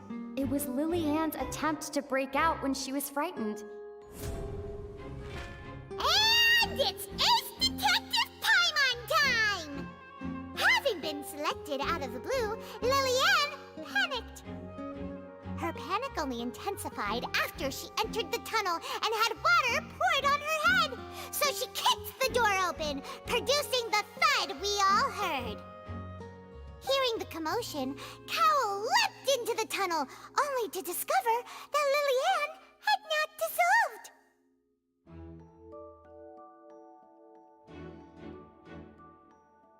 He did not know that Lillian was not from Fontaine, but was a thief, who made her way in by stealing a ticket. Mistakenly believing that the water from the primordial sea needed time to take effect, he tried to force Lillian back into the box. The two broke the flower vase during the struggle, but Lillian came out on top, knocking Cowell out and putting him in the box.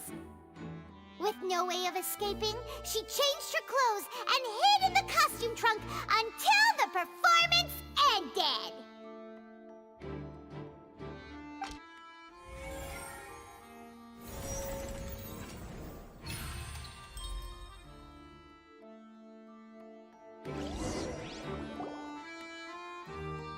She knew that she would have to go through guard inspection if she tried to leave afterward, so she has been trapped in the Opera House these last 2 days!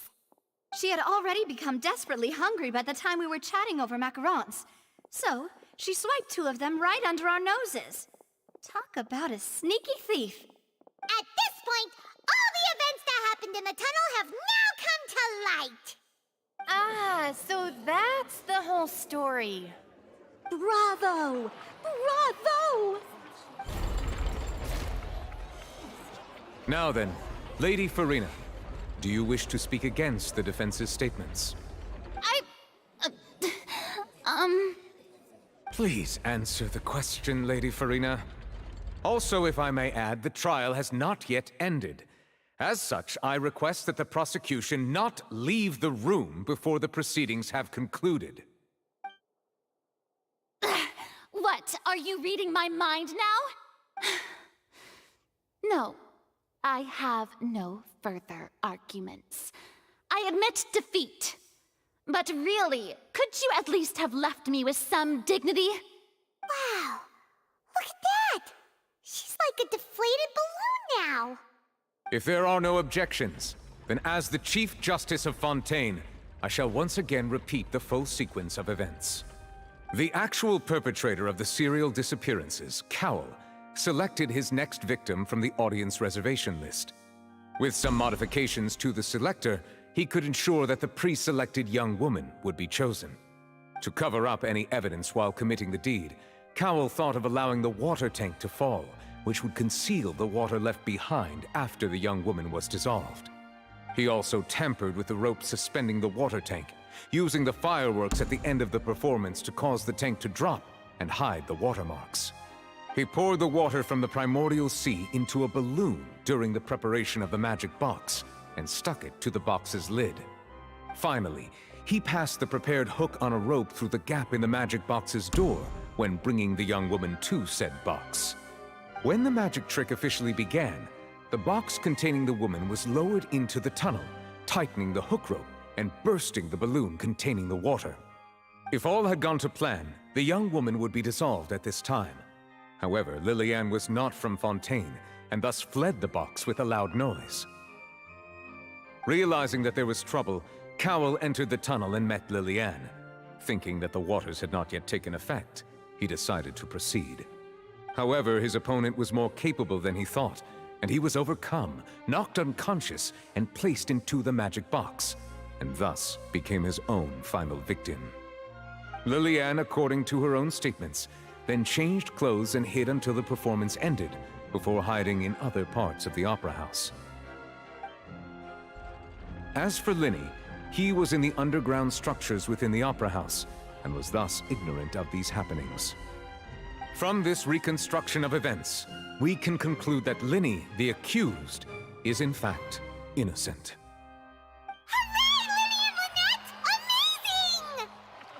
While there is much in Linny and Lillian's conduct that should still be investigated separately, this case, at least, can be handed over to the Oratrice to make the final decision.